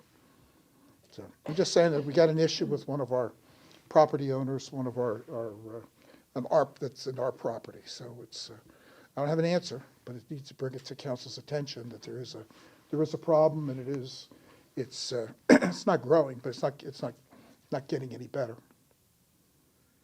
Okay, well, let's, let the city manager and what do you wanna do? Do you wanna look at this a little bit and come back to us, or what? Yeah, just give me some direction to kind of do a little bit of research. Yes. I've actually, I think I got a bid from Jim Music out of the, Right. just out of nowhere. I don't either. But I've also reached out to some of the people that we do business with, the city does business with, and looking at kind of breaking some of this cost down, what it would cost to cut versus to haul. So let me continue with doing a little bit of research and bring you back something. Okay. It's unbudgeted funds. We're going to have to find the money somewhere, but we'll address that as well. Okay. Councilmember Chambers. And would any of this work be eligible for our tree bank money? No, unfortunately, our ordinance for our tree bank, the beautification fund, is very limited as far as tree replacement. It doesn't specify using those funds to cut and remove trees. It's for replacement trees. Now, that's an ordinance. Council can certainly make an amendment to that ordinance, but there are funds there if you would care to do that. So, Why don't you guys have some conversation? Yeah, okay, Yeah. and I'll bring it back. I just wanted to Yeah. bring, I don't even let the council know, add on to what they had said in their presentation. yeah. Didn't want to bring it any earlier because they hadn't been here to make their presentation to us on a regular basis, so. And there are possible ways to cover the funding if that became an issue, just utilizing what we know within our budget, so. Okay, we'll come back. Good with this?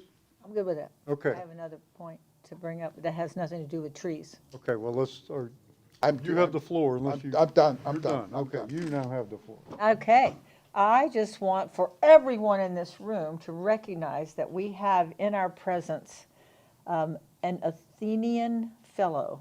Yes. Taking my thunder. Oh, I'm so sorry. Your thunder, No, the vice mayor, you beat me to it. I beat you to it, I'm sorry. Go ahead. Here, No, did you know, when read you it? got a good idea, I got it right. Oh, you got it right there, okay. So if you didn't know, the Athenians were leaders who invented the idea of political democracy, philosophy, logic, and rhetoric. They left the world enriched with their ideas.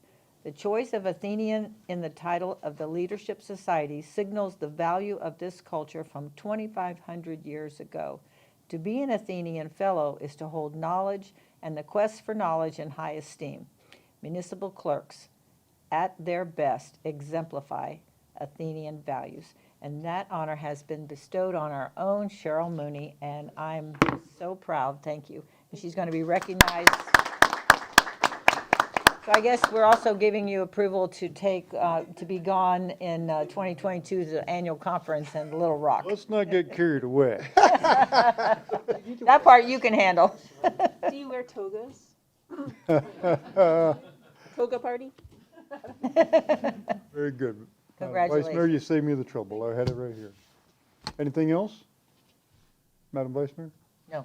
Anything else? No other new business, board reports. I have one quick thing, Mr. Stevenson, I don't know if you were planning on bringing this up during your city manager's report or not, but the health insurance increase, were you gonna talk about that tonight? we can do it now, or we can do it during city manager report. Well, either way, how long do you anticipate this taking? 'Cause, About 2 minutes. you wanna bet? Okay, I'll leave it alone then, let you talk about it. Any other new business or board reports? The centennial celebration. Centennial celebration. City of Temple Terrace will be 100 years old on May 28th, 2025, and the city is preparing a celebration plan to mark this milestone anniversary. A centennial celebration is designed to provide a historical record of the city's first century, highlight the rich history of the city, showcase the city's cultural and ethnic diversity, educate the community about the city's history, and build community spirit and teamwork. A draft plan for the creation, duties, and responsibilities of the Centennial Celebration Committee has been proposed for your consideration. The attached draft resolution establishes the creation of a Centennial Celebration Committee, outlines its purpose and powers, details the appointment and duties of its membership, and provides for its meetings. The second attachment outlines the function and responsibilities of the committee. The Centennial Celebration Committee will serve as the liaison between the community and the city.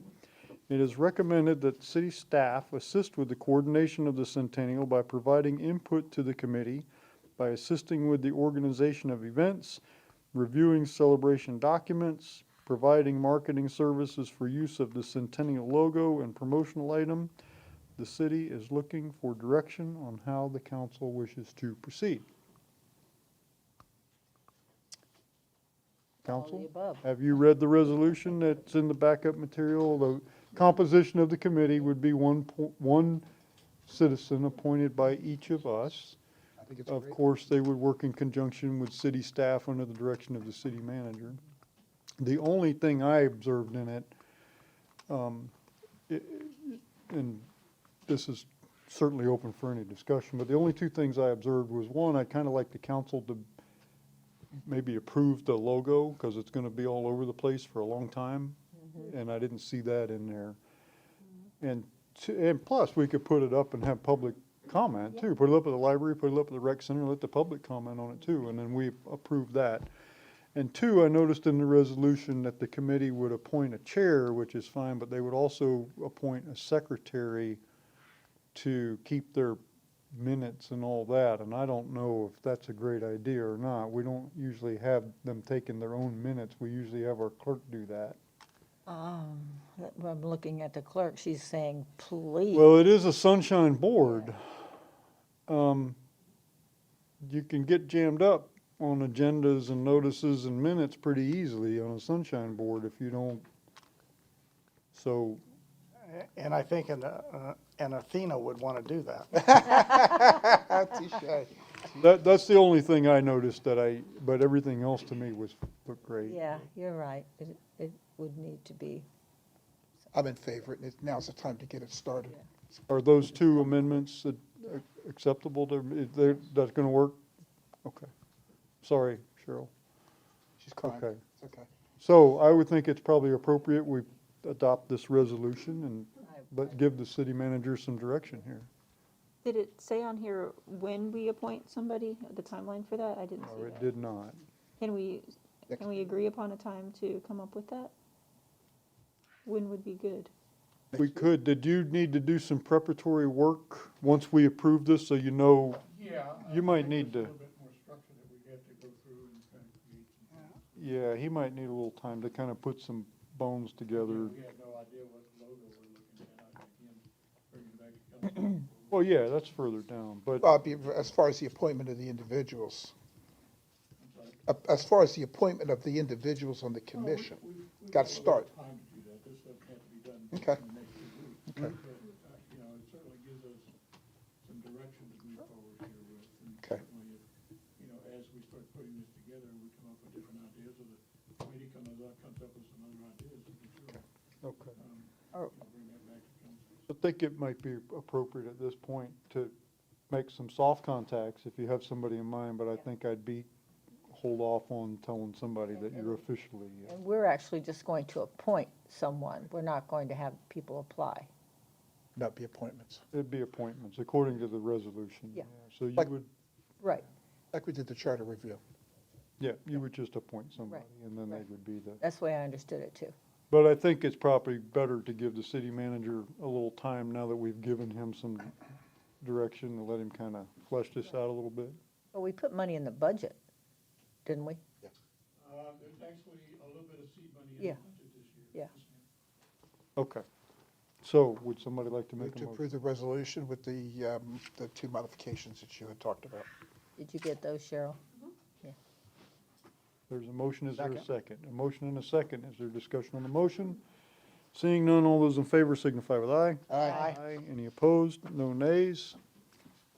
Resolution is adopted. City Manager's report. Thank you, Mr. Mayor. A little while back, I had provided council with an estimate on our insurance costs moving forward for year 22. Those insurance costs, the initial guesstimate they gave us to raise insurance costs was about 30%. And Mr. Caligieri, through Bouchard, was able to get this down to about 15%, which is fairly reasonable from what I'm hearing across the board. That actually, that 15% increase, in calculating some numbers, we're looking at only for 9 months now. Again, we're looking to, we've been on calendar year for the last couple years. We're looking to go back to fiscal year. It's a little bit easier for us to budget numbers if we do this sooner rather than wait for 3 months. The 15% increase in insurance costs and premium cost, currently we give our employees $674.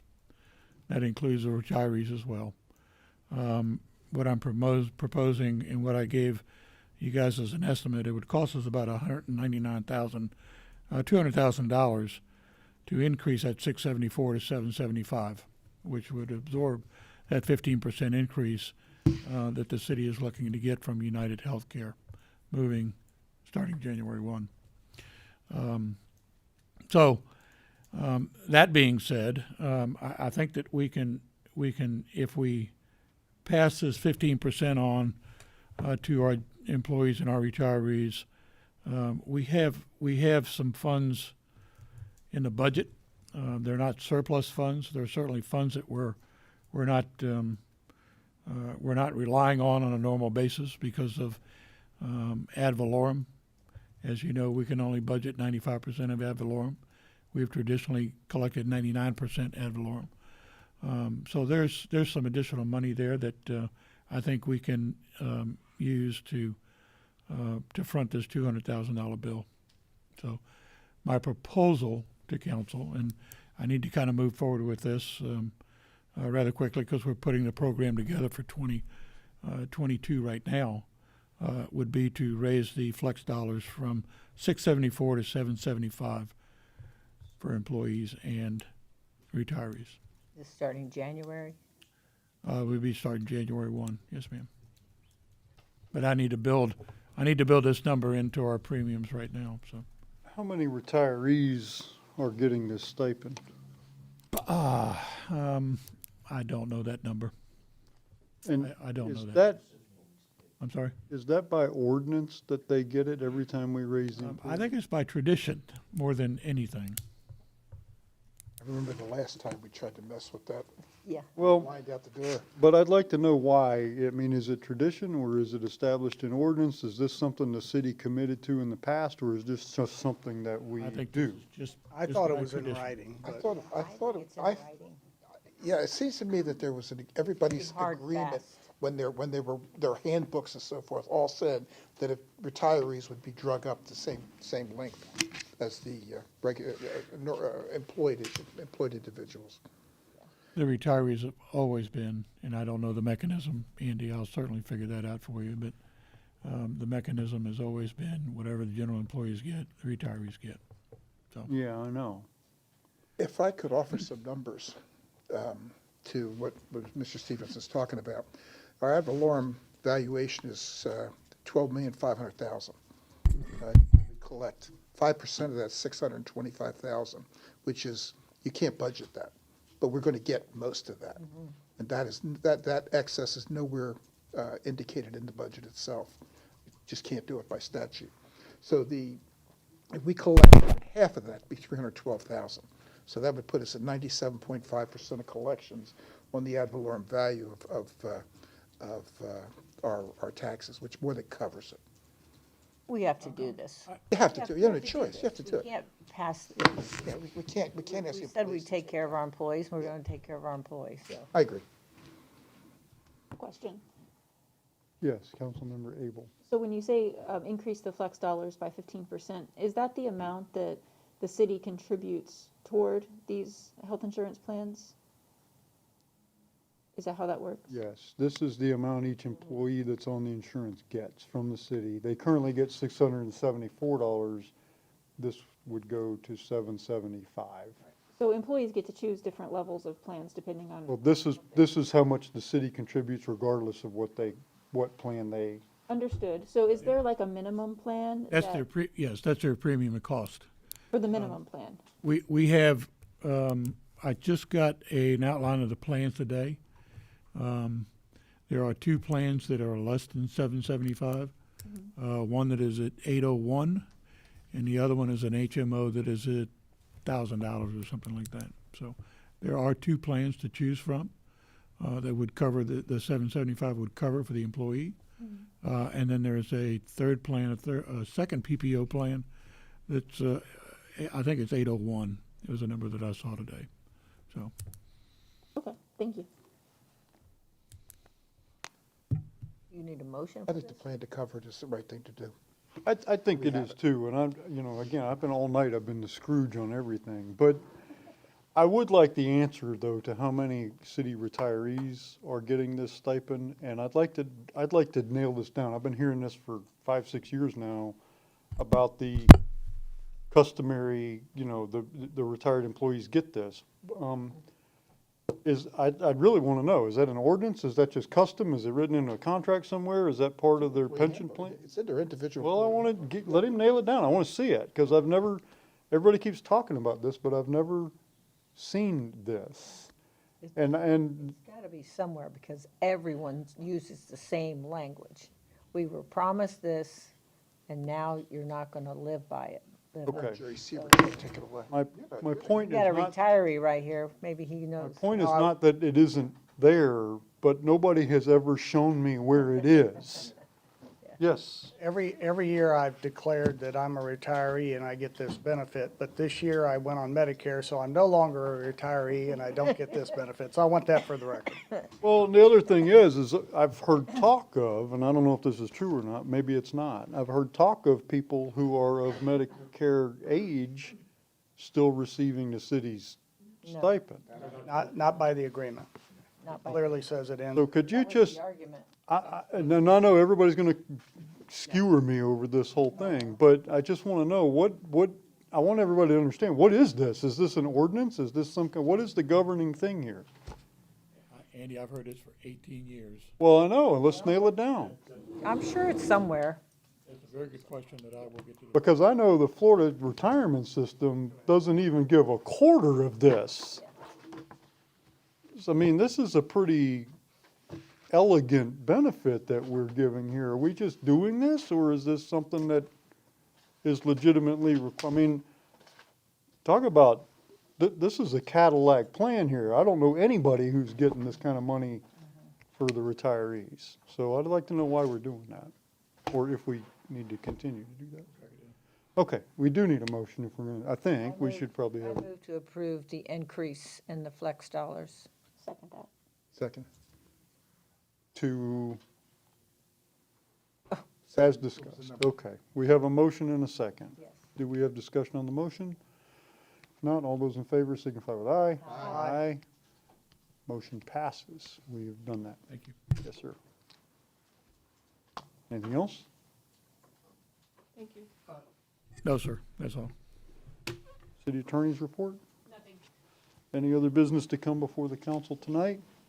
Good job tonight, council members. Lots of good discussions, difficult job. I think everybody did well, so thank you. Yeah, we had a full house. All right. This meeting is adjourned. My latest meeting. Jeff.